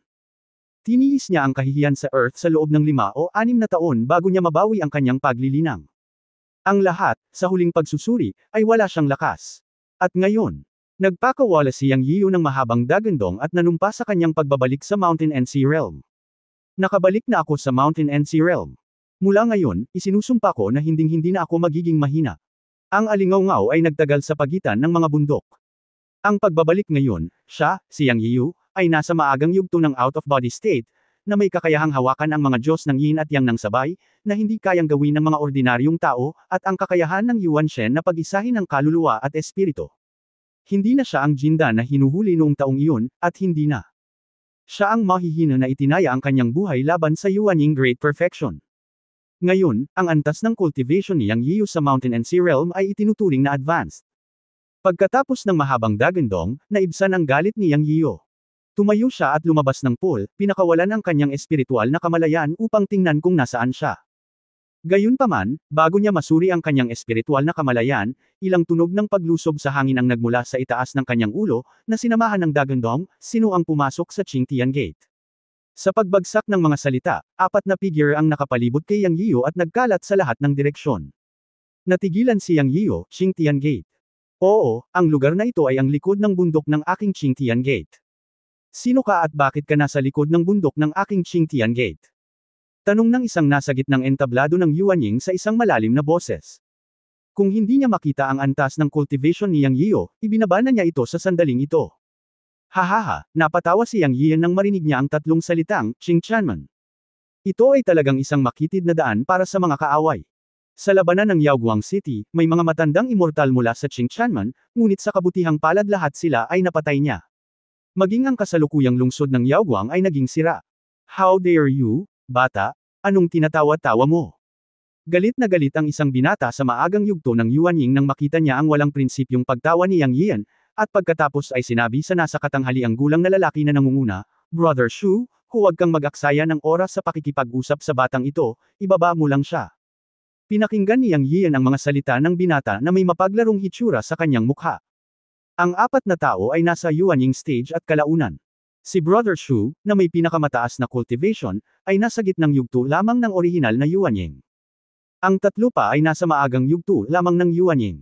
Sa mga mata ni Yang Yian, talagang hindi niya sila tinuring na ulam. Sinadya niyang pigilin ang hininga, binigyan ng apat na tao ng dalawang ilusyon. Alinman sa mga mata ng apat na tao, gumamit siya ng isang lihim na paraan upang itago ang kanyang paglilinang, o ang kanyang paglilinang ay nalampasan ng Yuanying at hindi nila ito makita. Ang nasa katanghaliang gulang na lalaki, na tinawag ng binata na Senior Brother Shu, ay tumitig kay Yang Yian na may hindi tiyak na mukha. Naramdaman niyang bata pa si Yang Yian at naisip niya na hindi ganoon kataas ang kanyang cultivation, kaya tumanggo siya sa binata upang subukan ang kanyang kakayahan. Masungit ang binata. Matapos makuha ang pahintulot ng kanyang nakatatandang kapatid, agad niyang inisnab ang lumilipad na espada sa kanyang kamay at ninisyan si Yang Yian, "Anak, may pagpipilian ka. Kung sumuko ka ng masunurin at pumunta sa sekta kasama namin, maaari kang maging maluwag. Kung hindi, ano?" Pinutol siya ni Yang Yian ng nakangisi. Dahil siya ay isang kaaway, si Yang Yian ay hindi magiging magalang. Naisip niya na hanggat ang kabilang partido ay naglakas loob na gumawa ng isang hakbang, papatayin siya nito. Nanalo siya sa labanan sa Yaoguang City noong taong iyon, ngunit nakaramdam pa rin siya ng labis na pagkaagrabyado. Sinong mag-aakala na lalabas siya sa huko ng Yellow River at babalik sa teritoryo ng Qingtianmen ngayon? Alam ni Yang Yian nang hindi nagtatanong na ang mahabang dagandong ay nakaakit ng apat na tao. Kung hindi mamatay, alam ng binata na hindi susuko si Yang Yian, kaya nang matapos siyang magsalita, kumislap siya at sinaksak ng espada si Yang Yian. Pagharap sa espadang itinulak ng binata, ang mga mata ni Yang Yiyo ay nanliit sa mga biyak, ngunit hindi siya gumalaw, hinayaan ang espada na tumama sa kanya. Si Senior Brother Shu at ang dalawa pang tao sa tabi niya ay tumingin kay Yang Yiyo at isang pangungusap ang pumasok sa kanilang isipan. Nakakatakot ba itong batang ito? Sinabi ito sa mabagal ngunit mabilis na paraan. Nang ilabas ng binata ang kanyang espada at tatlong talampakan ang layo mula kay Yang Yiyo, isang ngiti ang lumitaw sa gilid ng bibig ng binata. Sa wakas ay gumalaw si Yang Yiyo, itinaas ang kanyang kamay na parang kidlat, at hawak ang makapangyarihang espada ng binata gamit ang dalawang daliri. Sa sandaling ito, ang ngiti sa gilid ng bibig ng binata ay biglang tumigil, ang kanyang buong katawan ay naninigas, at hinikayat niya ang lahat ng kanyang tunay na lakas, ngunit hindi niya binawi ang mahabang espada mula sa mga daliri ni Yang Yiyo. Hindi ito gumagalaw. Alam ng binata na natatakot siyang banggitin ang isang bakal na plato sa pagkakataong ito, at agad niyang kinailangan na talikuran ang espada at umatras. Pagkatapos, sa isang sandali ng kapangyarihan, naramdaman na lamang ng binata ang malaking halaga ng tunay na enerhiya na umaagos pabalik mula sa mahabang espada sa kanyang kamay. Boom! Ang mahabang espada ay nagkapira-piraso, at ang binata ay sumigaw at ang kanyang katawan ay direktang sumabog, at siya ay namatay kaagad. Hindi binigyan ni Yang Yiyo ng pagkakataon ng binata. Gumamit siya ng nakamamatay na paraan sa sandaling umatake siya. Anyway, lahat sila ay mga tao mula sa mga sekta ng kaaway, kaya hindi na kailangang magpigil. Pinatay niya si Shu Jian ng Qingtian sect at winasak ang malaking interes ng tatlong sekta ng Qingtian sect sa Yaoguang City. Hindi naniniwala si Yang Yiyo na ang tatlong sekta ng Qingtian sect ay hahayaan siyang umalis. At kung titingnan ang poster ng apat na tao ngayon, hindi sila mabubuting tao. Sila ay malakas at nangingibabaw sa simula, kaya siya sumuko. Paano kayang patayin ngayon si Yang Yiyo? Ito ay kakaiba kung hindi kita pinatay. Junior Kuya. Masyadong mabilis ang lahat, napakabilis na ang tatlo pa ay hindi nag-react, at ang kanilang nakababatang kapatid ay pinatay ni Yang Yiyo sa isang galaw. Fair na. Naunawaan na ngayon ni Senior Brother Shu na si Yang Yiyo ay isang master na nagtago ng kanyang cultivation. Kaya niyang patayin ang kanyang nakababatang kapatid sa isang galaw. Anong uri ng paglilinang ito? Yuanying de Quan. Sa pag-iisip nito, walang pag-aalinlangan niyang sinigawan ang dalawa pa at tumakbo palayo. Tamang bumalik sa sekta upang makakuha ng mga reinforcement sa sandaling ito. Tumakas silang tatlo na parang patay na. Pinanood sila ni Yang Yiyo na tumatakas na may malamig na ngiti sa kanyang mukha. Kabanata 846, naniniwala ang matapang na junior na lahat sa aking Qingtian sect ay maaaring maging. Nang makita ang tatlong tao na nagmamadaling tumakas, gumalaw ang puso ni Yang Yiyo, at ang Dragon Slaying Sword ay kumikislap na may dalang pilak na liwanag sa kanyang kamay. Bigla niyang winalis ang espada sa ere at naglaslas. Dalawa sa kanila ay sumigaw at nahulog sa lupa sa unang bahagi ng ang Nascent Soul.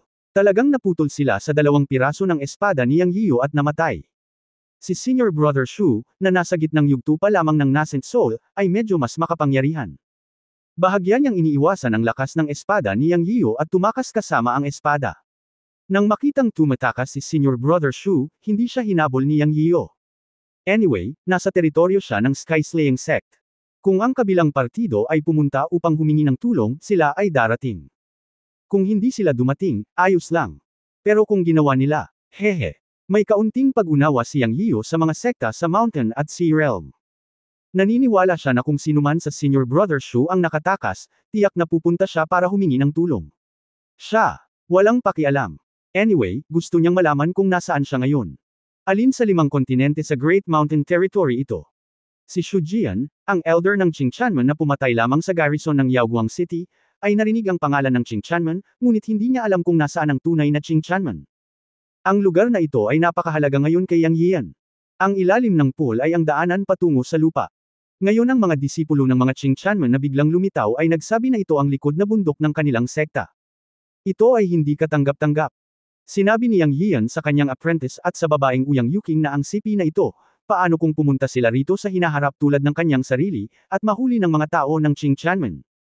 Kaya nang patayin niya ang mga disipulo ng Qingquanmen, nakapagdesisyon na si Yang Yian. Ang lugar na ito ay hindi malaking bagay para sa kanya na sakupin ito, gayunpaman, hindi ito maaaring iwanan sa mga kamay ng mga Qingquanmen. Ito ay isang daanan sa pagitan ng mga bundok at dagat. Tungkol sa kaligtasan ng mga kamag-anak at kaibigan sa Earth sa hinaharap, hindi ito pagpapabe.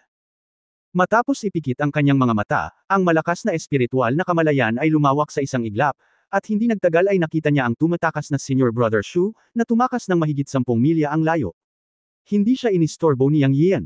Sinundan siya ng kanyang espiritual na kamalayan habang siya ay naglalakad. Gayunpaman, gusto niyang makita kung saan matatagpuan ang sekta ng Qingtian Sect para malaman ang katotohanan. Pagkatapos ay magkakaroon siya ng tugon. Ang kanyang nalaman ng espiritual na kamalayan na ang nasa katanghaliang gulang na Senior Brother na si Shu ay nasa gulat at nag-iisip na pumunta sa kanluran. Sa isang sulyap, may mga walang katapusang bundok, taas-baba, at puno ng malalaki at maliliit na taluktok. Pagkatapos ng 100 milya, sa wakas ay bumagal ang nasa katanghaliang gulang na Senior Brother Shu. Matapos lumingon sa likod na may matagal na takot, nagpakawala siya ng mahabang hininga. Sa sandaling ito, lumitaw ang isang malaking bundok, humigit kumulang 1,000 talampakan ang taas, na umaabot ng diretsyo sa mga ulap, at ang buong bundok ay nababalot ng makapal na ulap. Napabuntong hininga si Yang Yian sa kanyang puso at palihim na bamulong, damn it. Tila ang lugar na ito ay teritoryo ng Qingtian Sect sa loob ng radius na 100 milya. Hindi katakataka na sinasabing ito ang kanilang likod na bundok. Sa pangalawang pag-iisip, hindi ito nakakagulat. Ito ang Mountain at Sea Realm, hindi ang Earth. Sa paghahambing, ang Mountain and Sea Realm ay maraming beses na mas malaki kaysa sa Earth. Normal para sa isang sekta na sumasakop ng daan-daang milya. Walang paghihigpit sa real estate dito.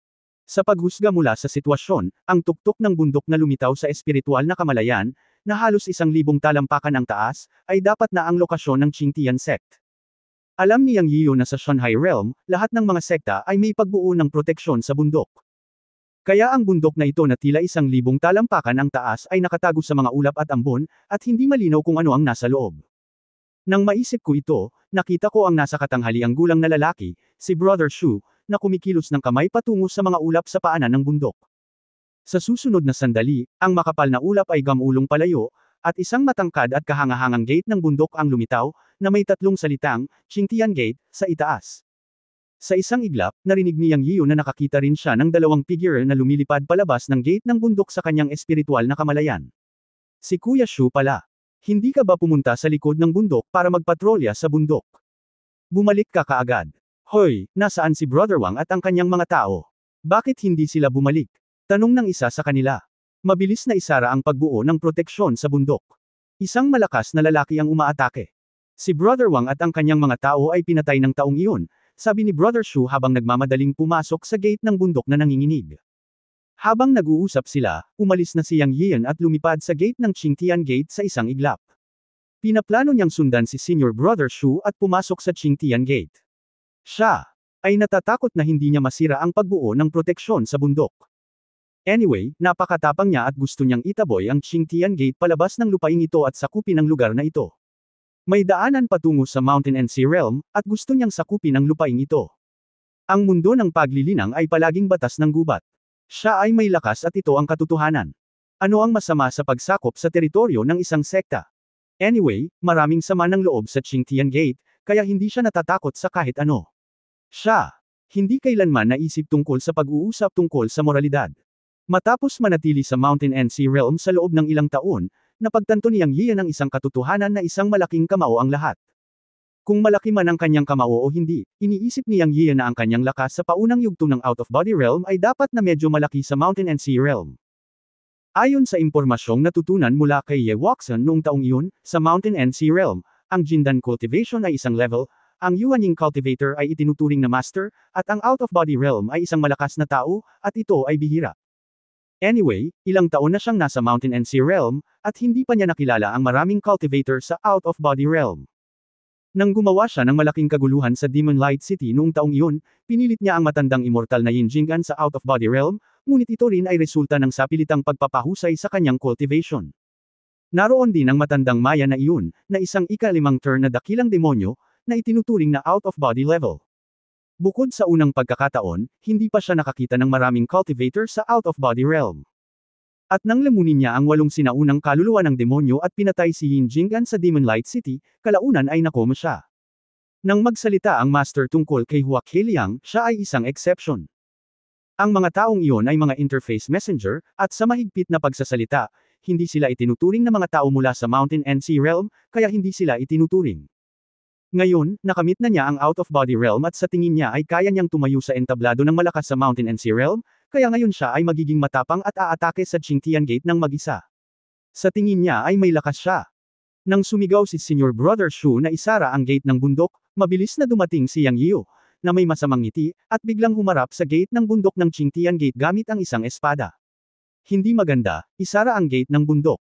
Marahil ay ang malakas na enerhiyang dala ng espada ni Yang Yiu ang nagparamdam dito sa mga disipulo ng Qing Chanman.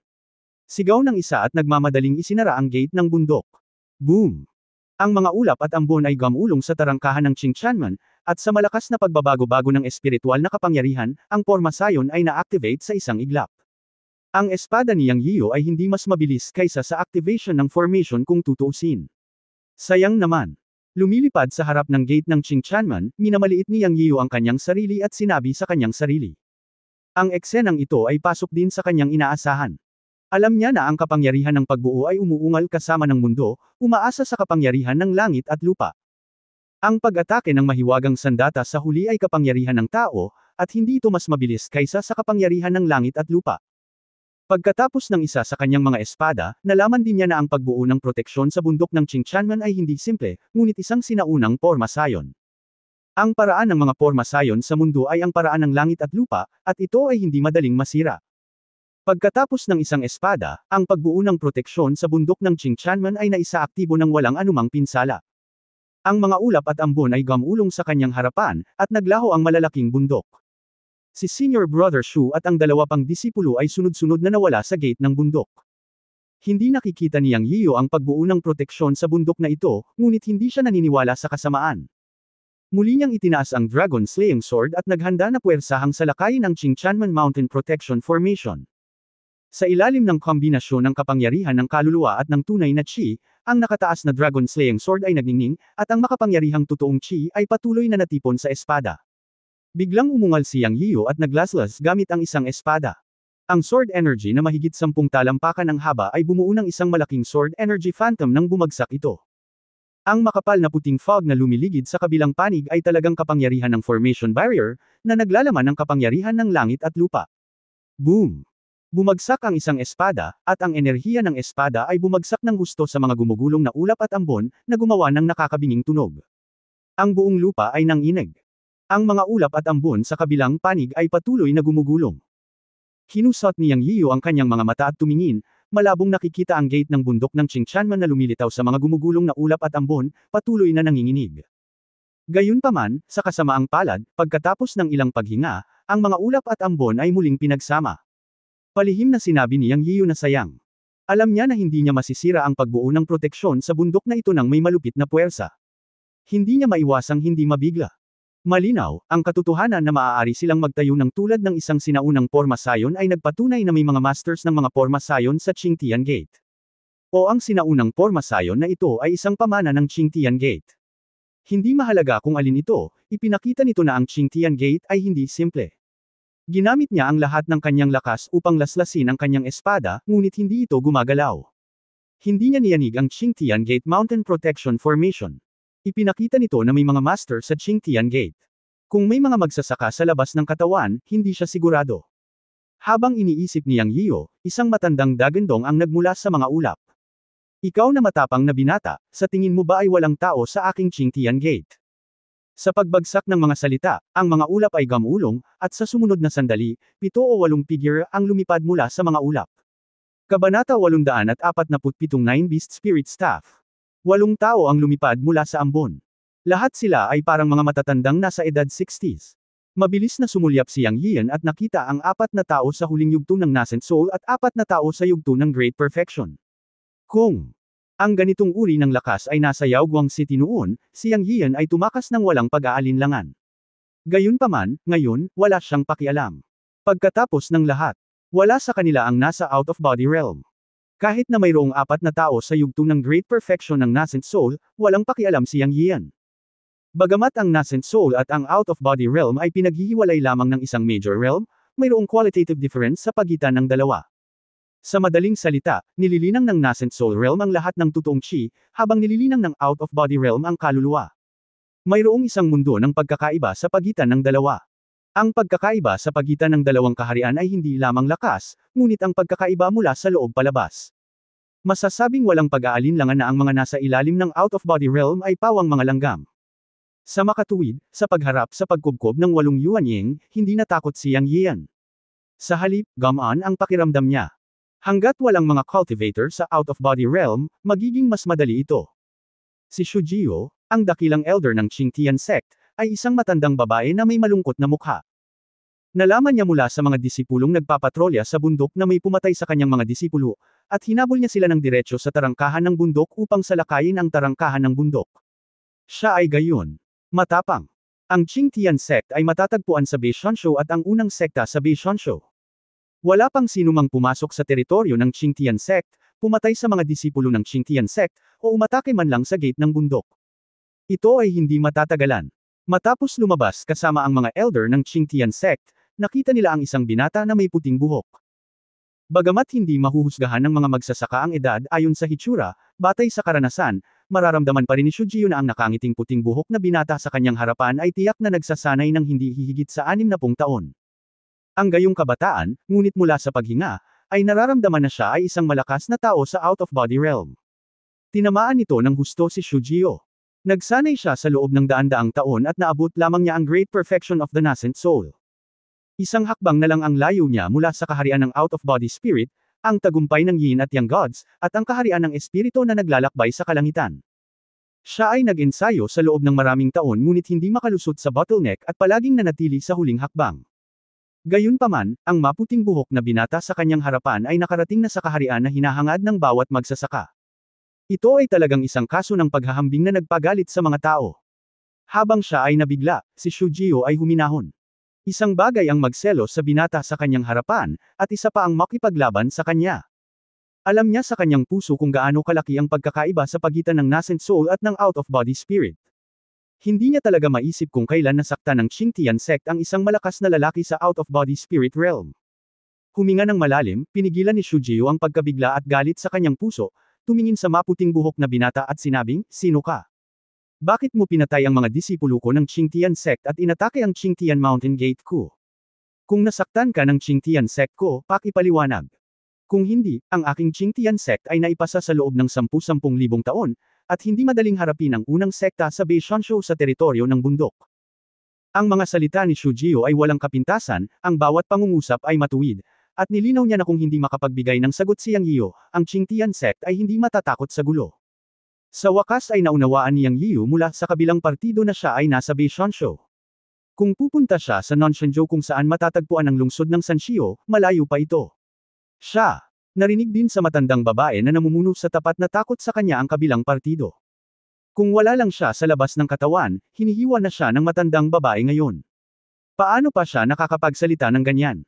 Sa malupit na katotohanan ng mundo ng paglilinang, ang lahat ay nakasalalay sa lakas ng paglilinang. Napabuntong hininga si Yang Yian sa kanyang puso, at ninanais din niya ang mas malakas na lakas ng paglilinang. Sa pagharap sa mga salita ng matandang babae, siya ay tumawa at hindi sumagot, ngunit nagtanong, "Sino ka? Sino ang maaaring gumawa ng desisyon?" "Ako si Shu Jio, ang elder ng Qingquanmen. Kung mayroon kang isang salita, ako at ang 7 matatanda ng Qingquanmen sa likod ko ay maaari pa ring gumawa ng desisyon. Mangyaring magbigay ng paliwanag." Malamig na sabi ni Shu Jio. Narinig ni Yang Yian ang mga salita, paanong hindi niya narinig ang pananakot sa mga salita ng matandang babaeng ito na nagngangalang Shu Jio, ngunit paano siya matatakot sa 8 yuanying? Nang marinig ni Yang Yian ang pangalang Shu Jio, walang kamalay-malay niyang naisip si Shu Jian ng Yaoguang City sa kanyang isipan, at lihim na inisip kung may kaugnayan ba ito sa matandang babae na nasa harapan niya.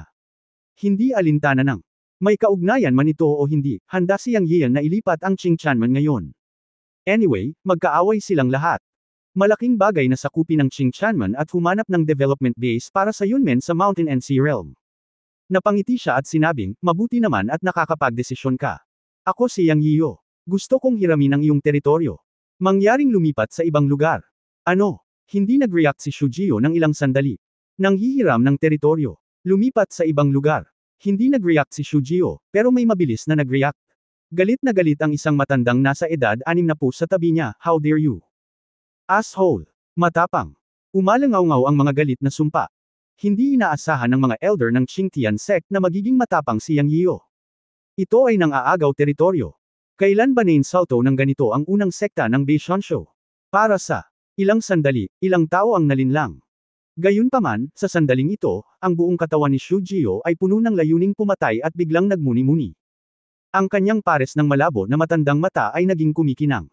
Bigla niyang gustong pumunta kay Yang Yio para ipahayag ang kanyang pangalan. Siya ay higit na humanga sa pangalan ni Yang Yio kaysa sa iba. 7 taon na ang nakalilipas, ang kanyang nakababatang kapatid na si Shu Jian, na namamahala sa Yaoguang City kung saan matatagpuan ang industriya ng Qingtian sect, ay pinatay ng isang bata na nagngangalang Yang Yio. Simula noon, ang Yaoguang City ay nawasak. Hinahanap niya sa mundo si Yang Yio para ipaghiganti ang kanyang kapatid na si Shu Jio. Gayunpaman, sa oras na iyon, isang malakas na lalaki na nagngangalang Hua Qilyang ang dumating sa kanyang pintuan at direktang binalaan ang sinuman na huwag nang mag-imbestiga sa usapin ng Yaoguang City. Sa oras na iyon, nagawang direktang supilan ni Hua Qilyang ang sekta ng Qingquanmen nang walang anumang pagtutol, at inihayag niya ang kanyang pagkakakilanlan bilang Panginoon ni Shanhai Jia Tianzan, isang supreme strongman. Mula noon, ang usapin ng Yaoguang City ay hindi nalutas. Ngunit si Shu Jian ay ang kanyang nakababatang kapatid, si Shu Jio, paano niya isusuko ang lalaking tinatawag na Yang Yio?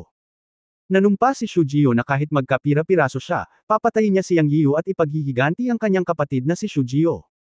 Nakakalungkot lang na walang balita tungkol kay Yang Yio sa mga taong ito. Sa hindi inaasahan. Ang maputing buhok na binata na ito ay nagsabing siya si Yang Yio ngayon. Biglang sumiklab ang hangarin na pumatay kay Shu Jio. Sa paggunita na siya at ang kanyang kapatid na lalaki ay mapagpakumbaba, nagkataon silang nagsimula sa landas ng paglilinang. Nang mamatay ang kanyang mga magulang, sinabihan siyang alagaan niyang mabuti ang kanyang kapatid. Gayunpaman, ngayon ay patay na ang kanyang nakababatang kapatid na si Shu Jio. Matapos ang daan-daang taong paghihirap, sobra na ang naranasan ng magkapatid at nagkaroon ng malalim na relasyon, ngunit ang kanyang nakababatang kapatid ay pinatay ng isang batang lalaki na nagngangalang Yang Yio. Sa puso ni Shu Jio, wala siyang pakialam kung ano ang relasyon ni Yang Yian at Hua Qilyang. Nanumpa siya na kapag dumating si Yang Yian isang araw, ipaghihiganti niya ang kanyang kapatid na si Shu Jian, kahit na kailangan niyang bayaran ang halaga ng kanyang buhay. Tinitigan ni Shu Jio si Yang Yian gamit ang kanyang lumang mga mata na parang kutsilyo at sinabing, "Ikaw ba ang Yang Yian mula sa Yaoguang City 7 taon na ang nakararaan?"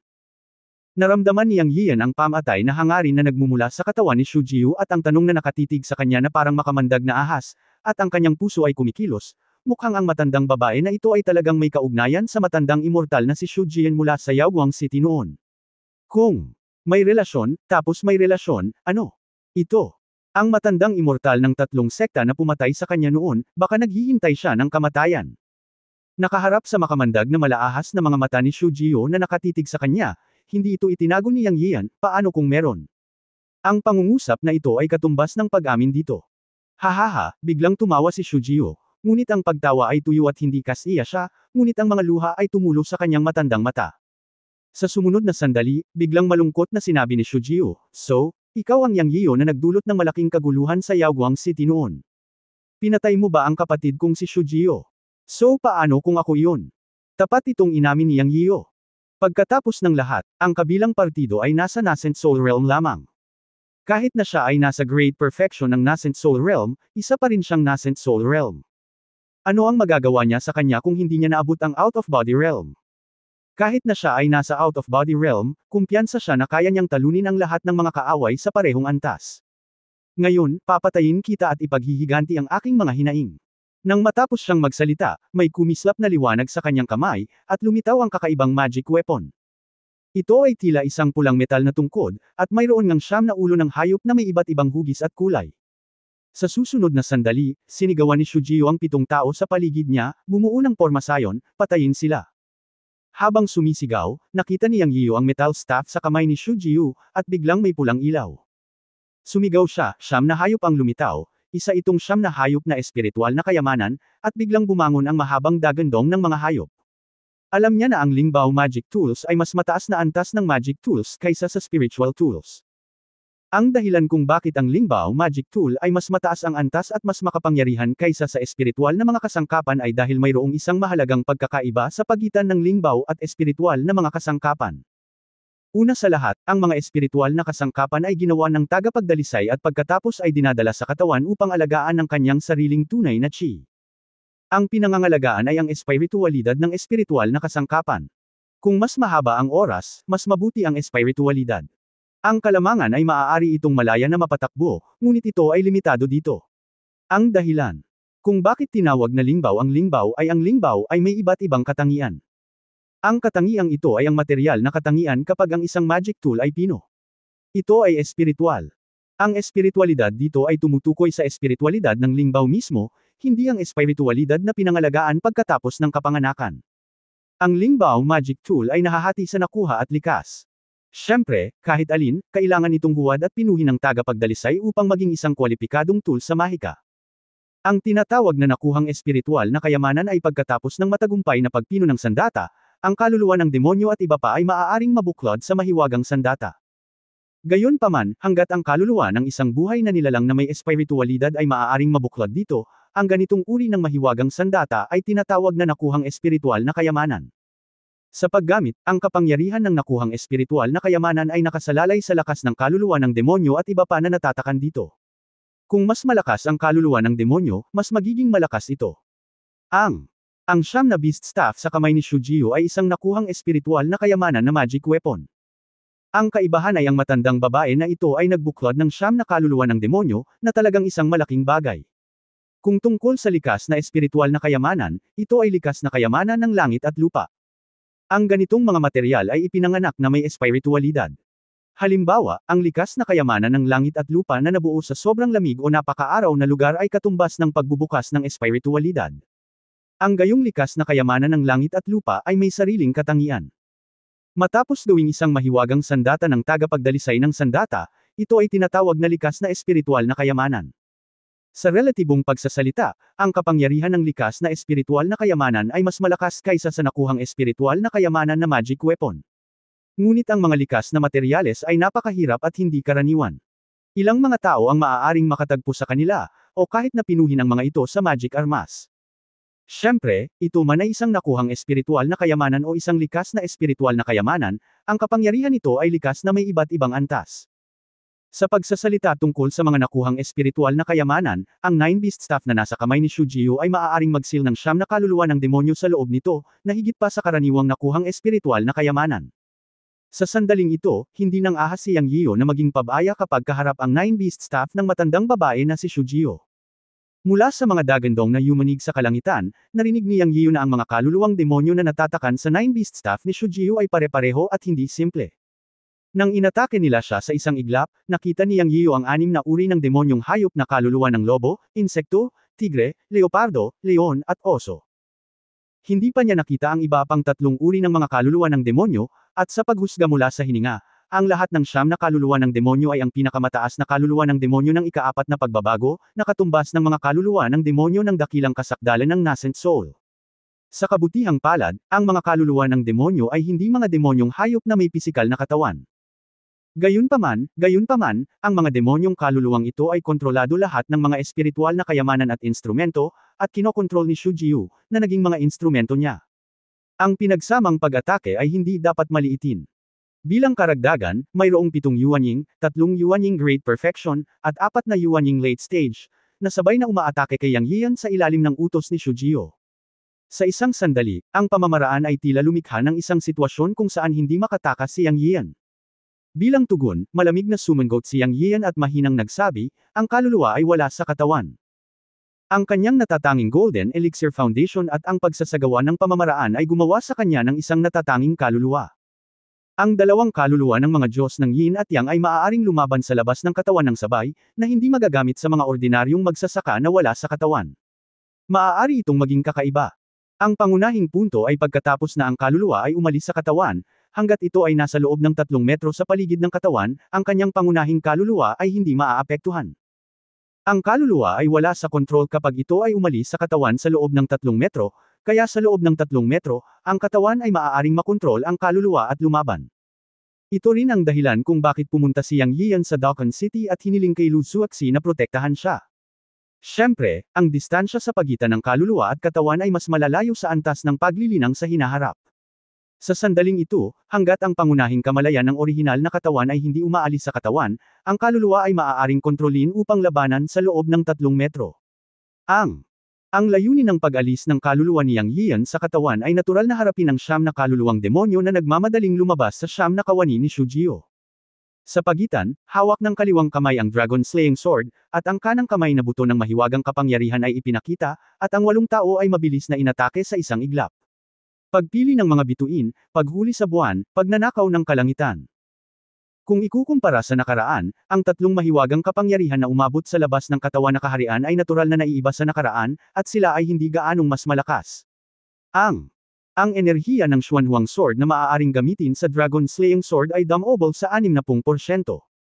Sa pamamagitan ng pagwawalis ng espada, ang enerhiya ng espada ay patayo at paalang, hindi magagapi.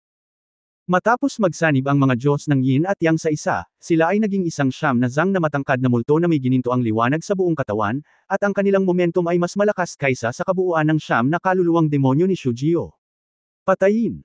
Sigaw ni Yang Yiu, ang kanyang anino ng espiritu ay umabant ng 1,000 hakbang, ang kanyang kaliwang kamay ay gumawa ng kamao, ang kanyang kanang kamay ay gumawa ng palad, at siya ay pumunta sa 9 na kaluluwa ng demonyo ni Shu Jiu. Dumating ang labanan sa isang iglap. Boom boom boom! Danggol dagandong dagandong. Sabay-sabay na tumunog ang marahas na dagandong at dagandong ng hayop.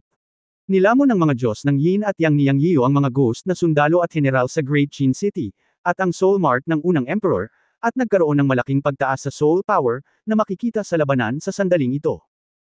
Bilang karagdagan, ang pagkakaiba sa antas ng kanilang sariling mga kaluluwa ay ang labas ng katawan na kaharian, at ang kapangyarihan ng Yin at Yang na mga Diyos na pinagsama ay hindi isang bagay na maaaring labanan ng 9 na pang-4 na pagliko ng mga kaluluwa ng demonyo na natatakan sa magic weapon.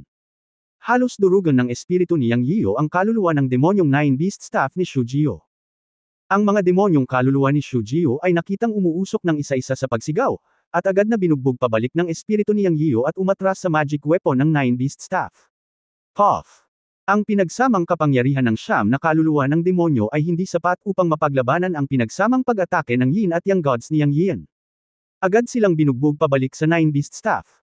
Bilang may-ari ng 9 Beast Staff, si Shu Jiu ay nagluwa ng isang subo ng lumang dugo, ngunit nasugatan sa backlash. Kasabay nito, ginamit ni Yang Yian ang kanyang 3-wave handbone magic at ang makapangyarihang Xuanhuang Sword energy ng Dragon Slaying Sword para salakayin ang 7 pang tao, at wala ni isa sa kanila ang nakatakas ng maayos. Sunod-sunod na hiyawan ang patuloy na umalangaw. Ang 4 na Yuanying Late Stage Cultivator na isang hakbang sa likod ay direktang pinatay ni Yang Yian habang sumisigaw. Ang kalamangan ay ang kanilang pisikal na katawan ay nawasak, ngunit ang 4 na Yuanying ay tumakas sa takot sa isang iglap. Sila nawala sa mga ulap sa isang iglap at tumakas pabalik sa sekta. Para sa iba pang 3 Yuanying Great Perfection Cultivator, nagsuka sila ng dugo at lumipad pabalik. Buong lakas silang lumaban ngunit wala pa ring pakinabang mula sa mga kamay ni Yang Yian. Lahat sila ay nasugatan at lumipad ng paurong mahigit 10 metro ang layo, na isa-isang samuka ng dugo. 8 Yuanying, 4 na Yuanying Late Stage Cultivator ang nawasak ang kanilang pisikal na katawan, at 4 na Yuanying Great Perfection Cultivator ang agad na nasugatan. Hindi ito kombinasyon ng mga pag-atake ni Yang Yio. Noon lamang nila naunawaan ang agwat sa pagitan ng Nascent Soul Realm at ng Out of Body Realm. Sa mga cultivator, ang Nascent Soul Cultivators, na tumitingin sa Golden Core, ay maaaring maging lubhang mapagmataas at sabihin na lahat ng nasa ibaba ng Nascent Soul ay isang langgam. Ang pangungusap na ito ay talagang mas angkop para sa Out of Body Realm, at ito ay naaangkop sa buong mundo ng paglilinang. Ang lahat sa ibaba ng Out of Body Realm ay isang langgam. Ngayon ay tila hindi ito mali. Sa 8 katao, 4 ang namatay sa laman, 3 ang samukan ng dugo at nasugatan. Ang tanging medyo magaling at kaya pang tumayo ay si Shujio. Pagkatapos ng lahat, umasa siya sa Nine Beast Staff, isang espiritual na kayamanan sa kanyang kamay, upang labanan ang karamihan sa mga pag-atake. Sa sandaling ito, tumingin si Shujio kay Yang Yio na may maputlang mukha. Naisip niya ang tungkol sa kapangyarihan ng mga out-of-body realm cultivator, ngunit hindi niya inaasahan na ganoon kalakas sila. Gayunpaman, pinaghandaan na ito ni Shujio. Sinabi niya sa 3 tao sa likuran niya, 3 nakababatang kapatid na lalaki, bumalik sa sekta. Sa oras na ito, alam niya na wala silang paraan upang labanan si Yang Yio, at kung sila ay masugatan sa isang galaw, ang pananatili ay isang kamatayan. Ang 3 tao sa likod niya ay lubhang nababalisa, Grand Elder. Bumalik ka, ito ay isang utos. Itinaas ni Shujien ang kanyang kamay para pigilan ang 3 tao sa pagsasalita. Pagkatapos ay tumayo ang 3 tao at pumasok sa ulap at bumalik sa sekta. Hindi siya pinigilan ni Yang Yian, dahil nakikita niyang walang balak umalis si Shujio. Ngumisi siya kay Shujio na may galit sa kanyang mga mata at sinabing dahan-dahan, bigyan ka ng 2 pagpipilian kung sumuko o mamatay. Hahaha, biglang tumawa si Shujio at nagsabi, nang malaman kong namatay ang aking kapatid sa Yaoguang City, nanumpa ako na hahanapin kita balang araw at maghihiganti. Kamakailan. Kahit na hindi kita matalo, gagawin kitang hindi komportable. Sa sandaling bumagsak ang mga salitang ito, narinig na lamang ni Yang Yian si Shujio na umuungal, pag-aalay ng dugo sa kaluluwa ng demonyo, sunugin ang diwa, at ang siyam na hayop ay magiging isa. Biglang, sa mga mata ni Yang Yian, sinampal ni Shujio ang Nine Beast Staff gamit ang isang kamay, at sa sumunod na sandali ay sumabog ang buong braso niya, at nabahiran ng dugo ang Nine Beast Staff na pula, duguan, at ang asensya ng buong katawan niya ay patuloy na pumasok sa Nine Beast Staff. Ang buong Nine Beast Staff ay sumabog sa isang nakasisilaw na pulang ilaw, at pagkatapos ay siyam na sinag ng liwanag ang bumungad mula sa staff at nagsanib sa langit. Ungol, dagandong, muling lumitaw sa langit ang siyam na kaluluwa ng demonyo, umuungal at yumanig sa kalangitan, ngunit nagsanib sila sa isa. Nang makitang ganito ang matandang babae, hindi napigilan ni Yang Yio na mapabuntong hininga at sinabing, napakalupit ng matandang immortal na ito, ginamit talaga niya ang sarili niyang sandatang may bahid ng dugo. Kabanata 849 sa wakas nakatagpo ng isang kalaban. Pinapanood si Shujio na isinasakripisyo ang sarili niyang dugo at dugo sa magic weapon, maamulong si Yang Yio, ngunit inalis niya ang kanyang paghamak. Pakiramdam niya, pagkatapos magsanib ang siyam na kaluluwa ng demonyo, unti-unting lumalakas ang kanilang mga aura. Boom, ungol. Matapos ang isang malakas na putok, ang siyam na kaluluwang demonyo ay nagsanib sa isa sa itaas ng langit. Sa mga mata ni Yang Yio, agad na nagbago si Shujio mula sa 60 taong gulang tungo sa isang 80 taong gulang. Matanda na siya na para siyang tanggeyen ng hangin. Gayunpaman, ang mga mata ng matandang babae ay unti-unting lumiliwanag sa sandaling ito. Nang nakatitig kay Yang Yio, ang kanyang matandang mata ay puno ng kabaliwan.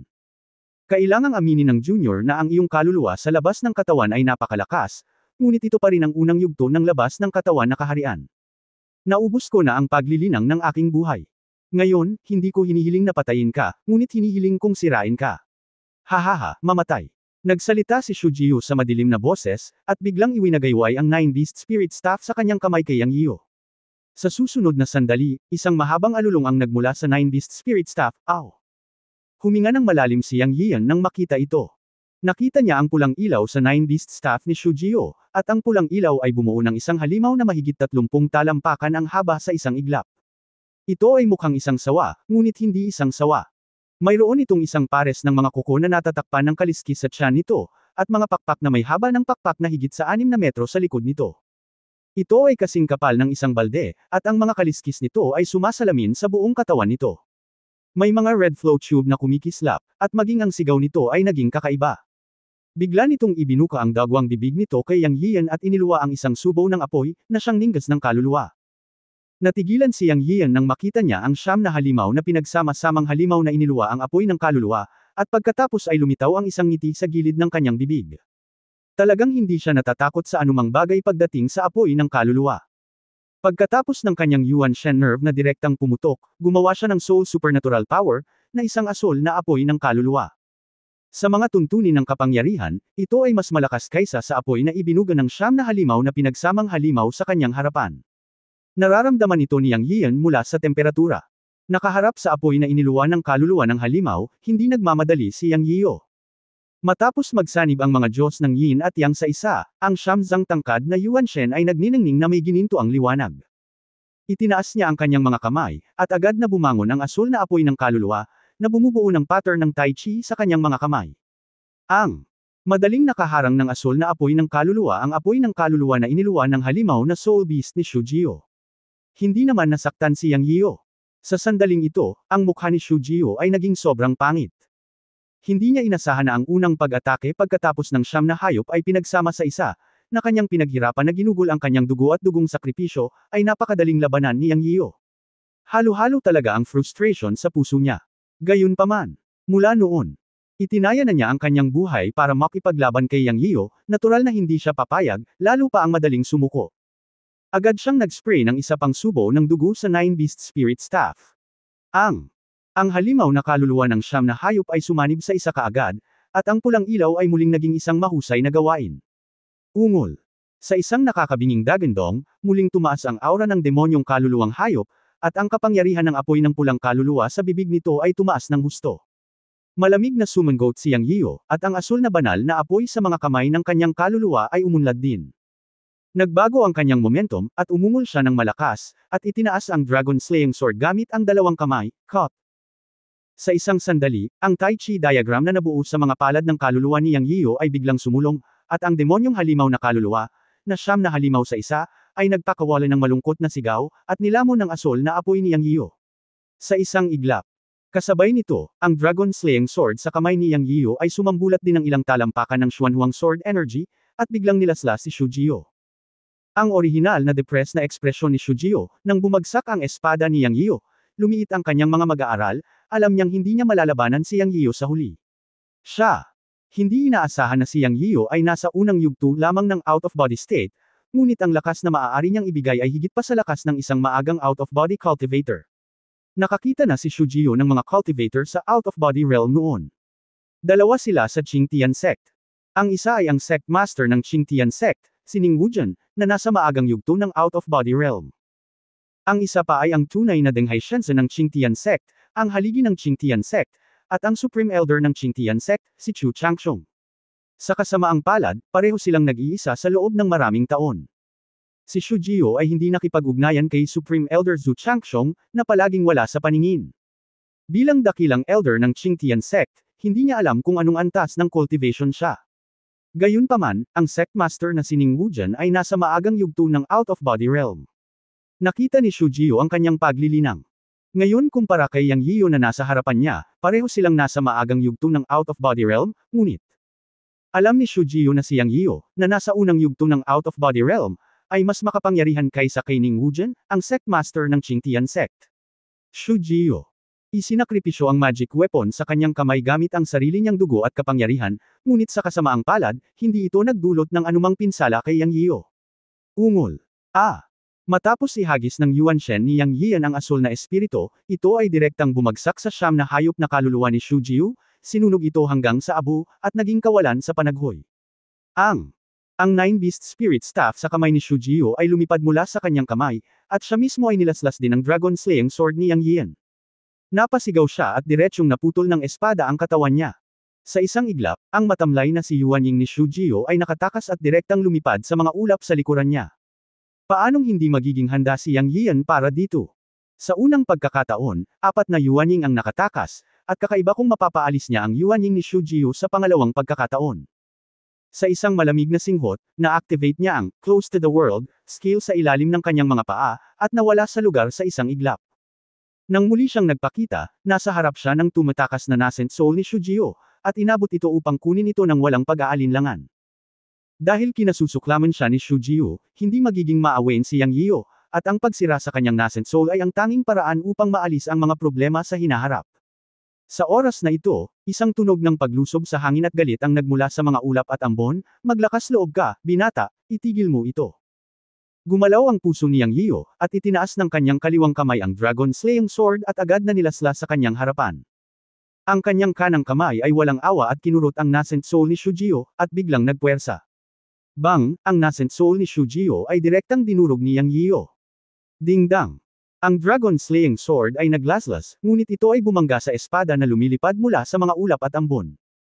Itinutok ng lalaki ang espada sa kanya, ngunit hinarang siya nito, ngunit medyo namamanhid ang braso nito. Sumimangot si Yang Yiyo, at nahusgahan na niya na ang kabilang partido ay isang malakas na tao sa out-of-body realm. Senior Sister Shu, papatayin kita, Junior. Pagkatapos lamang durugan ni Yang Yiyo ang Yuanying ni Shu Jiyu gamit ang isang kamay, ang kaninang galit na boses ay lumabas sa galit. Patayin! Ang mga ulap at ambon ay gamulong sa dagandong. Ang salitang, patayin, ay parang kulog. Sa isang iglap, isang figure, tulad ng isang daloy ng liwanag, ang sumugod sa mga ulap at ambon. Tumayo si Yang Yiyo sa hangin, hindi natatakot. Kinusot niya ang kanyang mga mata at nakita niya ang taong paparating. Ito ay isang nasa katanghaliang gulang na lalaki na nasa edad 40 na nakasuot ng khaki brocade na robe. Ang kanyang mukha ay lubhang madilim, at ang kanyang mga mata ay puno ng pagpatay na layunin. Ang sinaunang espada na nasa kamay ng kalaban ay kasing lamig ng kuwebo ng yelo, at ang nakapalibot na espasyo ay naglalabas din ng malamig na hangin. Biglang, isang espada ang nakatutok sa kanya at hinati si Huashan sa isang galaw. Katutubong espiritual na kayamanan, malamig na katangian. Bumulong si Yang Yiyo, at itinaas at pinakilos ng Dragon Slayer ang lahat ng enerhiya ng Xuanhuang Sword. Sa isang paggalaw sa kanyang puso, ang tunay na enerhiya sa kanyang katawan ay hinimok din na sumanib sa Dragon Slayer Sword. Ang mahiwagang sandata ng kalaban ay parang isang likas na espiritual na kayamanan, natural na nagdadala ng lamig ng matinding yin. Mahigit 10 metro ang layo, naramdaman ni Yang Yiyo na bumababa ang temperatura ng espasyo sa paligid niya sa loob ng 100 metro. Hindi siya naglakas loob na maliitin ito at buong lakas na lumaban. Bukod dito, nalaman niya na ang nasa katanghaliang gulang na lalaki ay nasa parehong antas ng unang yugto ng out-of-body realm gaya niya. Hindi niya inaasahan na mayroon talagang out-of-body realm cultivator sa Qingtian sect. Boom! Sunod-sunod na sumunod ang dalawang espada. Ang isa ay malamig at ang isa naman ay mainit. Extreme Yang versus Extreme Yin. Nagkaroon ng dagandong na tunog sa hangin, at ang mga di nakikitang alon ay humahampas at kumalat na ang dalawa ay nasa gitna, at sila ay direktang pinalabas sa loob ng 5 o 600 metro bago naglaho. Ang kalahati ng mga damo at mga puno sa hanay na ito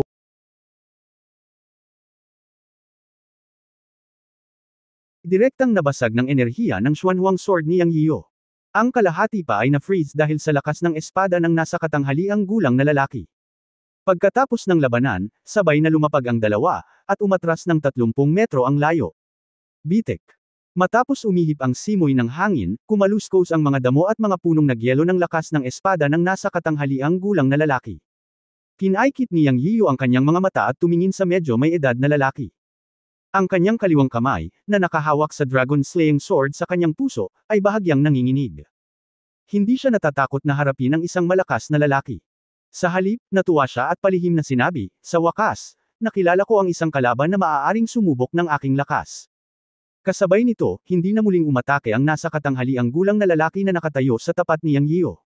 Tinitigan niya si Yang Yiyo at dahan daw ang sinabi, bakit mo pinatay ang kapwa ko disipulo? Kung hindi mo sasabihin sa akin ang dahilan bukas, ako, si Ning Wujian, ay gagamitin ang kapangyarihan ng Qingtian sect para gilangin ka para maging abo sa langit at sa lupa. Kabanata 850, walang katapusang pag-aalala. Masasabi ni Yang Yiyo mula sa mga salita ng nasa katanghaliang gulang na lalaki na tinawag ang kanyang sarili na Ning Wuji na ang taong ito ay malamang na ang pinuno ng Qingtian sect. Dahil ang pinuno lang ng isang sekta ang nang-ahas na magsabi na gagamitin niya ang lakas ng buong sekta. Ito ay isang pinagkasunduan sa alinmang sekta. Maging ito ay ang mga matatanda o ang mga disipulo, gaano man kataas o kababa ang kanilang paglilinang, lahat sila ay kailangang kunin ang pinuno ng isang sekta bilang ubod. Ang pinuno lamang ng isang sekta ang nang-ahas na magsabi na gagamitin niya ang lakas ng buong sekta. Kaya naniwala si Yang Yiyo na ang taong ito ang pinuno ng Qingtian sect. Bukod dito, ang cultivation ng kabilang partido ay nasa out-of-body realm din, nakitang-kita. Yang Yiyo. Pinaikit niya ang kanyang mga mata at tinitigan si Ning Wuji at sinabing, ikaw ba ang pinuno ng Qingtian sect? Ako yan. Napakatapang mo, binata. Sa daan-daang taon, ikaw ang unang taong nang ahas na patayin ang Qingtian sect nang walang dahilan. Sabihin mo sa akin, sino ang nagtanong sa iyo na pumunta? Kanino ka alagad? Nagsalita si Ning Wuji na may malungkot na mukha. Sa totoo lang, hindi niya alam ang sitwasyon. Ang paglilinang ni Ning Wujian ay palaging nasa bottleneck na panahon ng peak ng maagang yugto ng out-of-body state. Kung gusto niyang umunlad at masira ang kanyang paglilinang, maaari lamang siyang umatras sa buong taon. Ngayon, pinilit siyang lumabas ng retreat ng ilang matatanda. Sa lalong madaling panahon. Nang siya ay lumabas mula sa pag-urong, nakita niya ang ilang matatanda na malubhang nasugatan, at ang apat na huling yugto na si Yuan Ying ay isa-isang winasak ang kanilang mga katawan. Nagulat si Ning Wujian. Iilan lang ang narinig niyang nagsabi na may mga dayuhang kaaway na nakikipaglaban at nakikipag-away sa dakilang nakatatanda. Agad niyang inilabas ang kanyang espiritual na kamalayan upang suriin at nakita ang eksena ng pagpatay ni Yang Yiu kay Shujio. Paanong hindi magagalit si Ning Wujian? Gayunpaman, sa sandaling nakipag-away siya sa kabilang partido, alam ni Ning Wujian na ang binatang ito na may puting buhok ay hindi madaling pakitunguhan. Malinaw, siya ay nasa parehong antas sa kanya, sa maagang yugto ng out-of-body state, ngunit ang kaluluwa ng kabilang partido ay mas malakas kaysa sa kanya. Pagkatapos ng paghaharap, kumalma si Ning Wujian. Ang una niyang naisip ay kung ang kabilang partido ay isang miyembro ng isang malaking puwersa, o may isang master na nakatago sa likod niya. Siya ay nagkaroon ng ganoong paglilinang sa murang edad. Paano kung may tao sa likod niya? Out of body state, si Ning Wujian ay nagtanim ng 400 taon upang maabot ang estadong ito. Sa buong Qingtian sect, ang tanging nakarating sa ganitong estado ay ang Deng Haishenzhen, maliban sa kanya, ang pinuno ng sekta. Sa pagharap sa napakalakas na kaaway, kinailangan ni Ning Wujian na lumapit sa kanya. Binalak niyang hulihin ang kalaban at saka siya tanungin. Bakit siya inatake ng walang dahilan at pinatay ang mga elder ng Qingtian sect? Ngayon ay tila marami na talagang gulo sa loob ng maikling panahon. Hindi sigurado si Ning Wujian, kaya aalamin muna niya ang totoo. Kasabay nito, nagpadala siya ng mensahe sa 3 matatandang malubhang na sugatan upang magtanong tungkol sa sitwasyon. Pagkatapos ay nagpadala siya ng mensahe para tanungin ang Supreme Elder. Kahit sino pa ang binata ngayon, o kung anong uri ng puwersa ang kinabibilangan niya, dapat siyang panatilihin ni Ning Wujian, kung hindi ay hindi makakamit ang Qingtian sect sa Beishansho sa hinaharap. 4 na matatandang Yuan Ying sa huling yugto ang napatay, 3 matatandang Yuan Ying Great Perfection ang nasugatan ng husto, napatay ang punong elder ng Qingtianmen, at inatake ang gate ng bundok. Ang gayong matapang at mapangahas na pagkilos ay yumanig sa pundasyon ng Qingtianmen sa mga mata ni Ning Wujian. Kung hindi ibinaba ang puting buhok na binata, ang Qingtianmen ay magiging katatawanan sa Beishansho at sa buong Shanghai Realm sa hinaharap. Sa ilalim ng lihim na sining ng paghahatid ng tunog, sa wakas ay nakuha ni Ning Wujian ang pangkalahatang ideya. Noon lang niya nalaman na si Yang Yiu ang salarin na gumawa ng malaking kaguluhan sa lungsod ng Yaoguang at pinatay si Shu Jian, ang kapatid ng punong elder na si Shu Jiu. Dahil dito, hindi mapalagay si Ning Wujian. Kung wala na, ang insidente sa Yaoguang City ay isang sensasyon sa buong Shanghai Realm. Gayunpaman, ang hindi alam ng mga tagalabas ay ang kinatawan ng Shanghai Realm na si Hua Qiliang ay personal na bumisita sa 3 pangunahing sekta, Qingtianmen, Lingshan Valley, at Yinyang sect.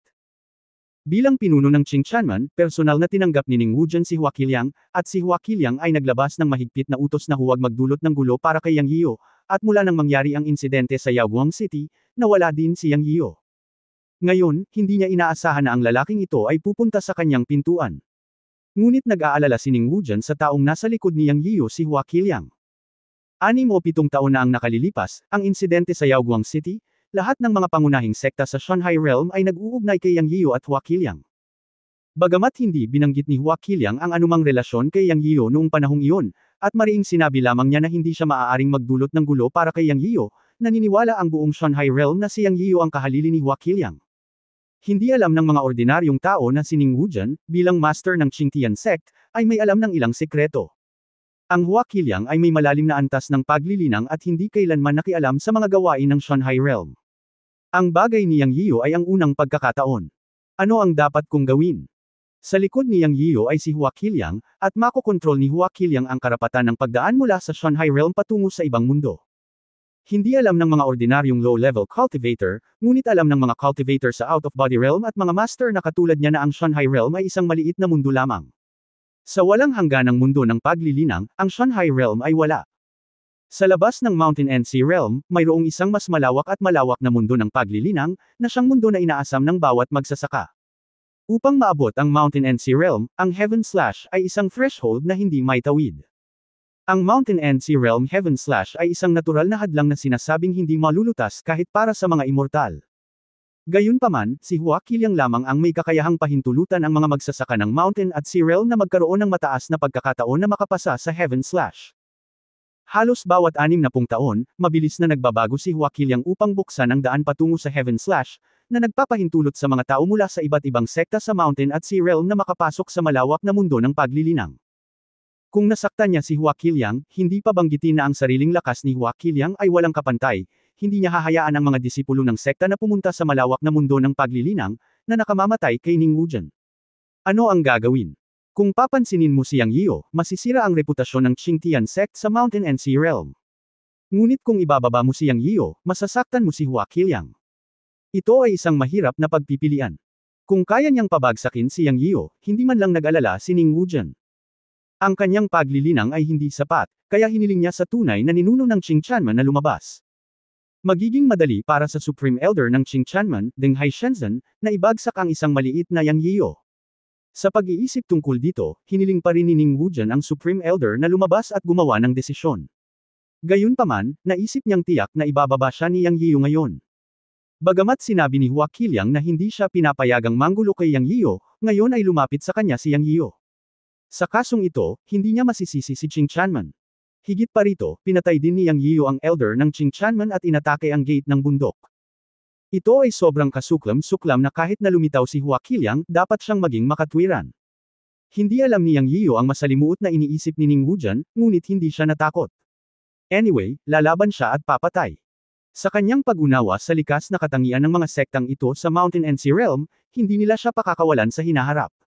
Sa halip na gawin ito, mas mabuting patayin ang isa-isa upang maalis ang mga gulo sa hinaharap. Mas mabuting sakupin ang teritoryo ng Qingtianmen. Tsaka, nakita niya na si Ning Wujian ay puno ng fighting spirit at sinusubukan pa rin niyang subukan ang sarili niyang lakas. Nang marinig si Ning Wujian na nagsasalita, si Yang Yio ay tumawa ng malakas, gusto mo ng paliwanag. Okay, bibigyan kita ng paliwanag. Ikaw at ako ay may sama ng loob sa isa't isa. Ngayon, sabay nating aayusin ang luma at bagong sama ng loob. Gayun din, itinuon ko ang aking mga mata sa iyong teritoryo. Gusto kong sakupin ito. Ganon ka-simple. Kung gusto mong lumaban, lumaban ka. Walang kalokohan. Sa pagkakataong ito, diretsyong nagsalita si Yang Yio. Pagkatapos ng ilang salita, itinaas niya ang Dragon Slaying Sword at sumugod kay Ning Wujian. Caught siya. Biglang tumalon at tinadtad si Ning Wujian. Naghahanap ka ng kamatayan, binata. Nagalit din si Ning Wujian sa sinabi ni Yang Yio. Nakakita na siya ng mga taong mayabang, ngunit hindi pa siya nakakita ng gayong mayabang na tao. Agad siyang nagalit. Ang mahabang espada sa kanyang kamay ay tumatakbo ng may tunay na enerhiya, at ang malamig na hangin ay malakas. Pagharap sa espada ni Yang Yio, umungal si Ning Wujian, Ice Dragon out of the sea. Nang bumagsak ang mga salita, ang mahabang espada ni Ning Wujian ay kumikinang na may pilak na liwanag. Nahulog ang espada at lumitaw ang 6 o 7 talampakan na Ice Dragon. Napasigaw ito at sumugod kay Yang Yio. Pagkatapos maglaslas ni Yang Yian gamit ang kanyang espada, isang sword energy na ilang talampakan ang haba ang ibinuga mula sa Dragon Slaying Sword. Ngayon ay maaari na niyang pakilyusan ang 60% ng Xuanhuang Sword Energy, at ang kapangyarihan nito ay iba sa nakaraan. Ang mahabang espada ni Ning Wujian ay isang likas na espiritual na kayamanan. Gamit ang isang espada, nabuo nito ang mga katangian ng isang Ice Dragon. Bagamat hindi ito tunay na dragon, hindi dapat maliitin ang kapangyarihan nito. Nagsalubong ang dalawa sa isang iglap. Boom boom. Ang malaking enerhiya ng espada ay sumabog, gumawa ng isang nakakabinging tunog, at ang alikabok at usok ay gamulong sa lupa. Sa isang iglap, hindi makita ni Yang Yian at Ning Wujian ang kanilang mga figure. Pagkatapos ng pag-atake na ito, tila pareho ang lakas ng dalawa. Ngunit si Yang Yian ay tumawa sa alikabok. Si Ning Wujian at siya ay nasa parehong antas ng paglilinang, ngunit hindi niya ginamit ang kanyang buong lakas sa espadang ito. Ito ay kapangyarihan lamang ng Xuanhuang Sword Energy. Kung ang kombinasyon ng totoong enerhiya ay idinagdag, ito ay higit pa sa sapat upang labanan si Ning Wujian. Sinubukan ng isang strike ang kanyang kasalukuyang lakas, na mas malakas kaysa kay Ning Wujian. Nagtitiwala ang sarili niyang lakas na makakalaban niya ang isang cultivator sa gitnang yugto ng out-of-body realm. Sa pamamagitan ng alikabok, nakita ni Yang Yian ang hindi tiyak na ekspresyon sa mukha ni Ning Wujian. Agad na gamaan ang pakiramdam ni Yang Yian at napangisi, aatake ang kaluluwa. Matapos subukan ang lakas ng magsasaka, ang susunod na hakbang ay subukan ang pinakamahalagang kapangyarihan ng kaluluwa. Sana hindi siya pababayaan ni Ning Wujian. Dumb-oble ang tiwala ni Yang sa oras na ito. End of this chapter. Abangan ang susunod na kabanata.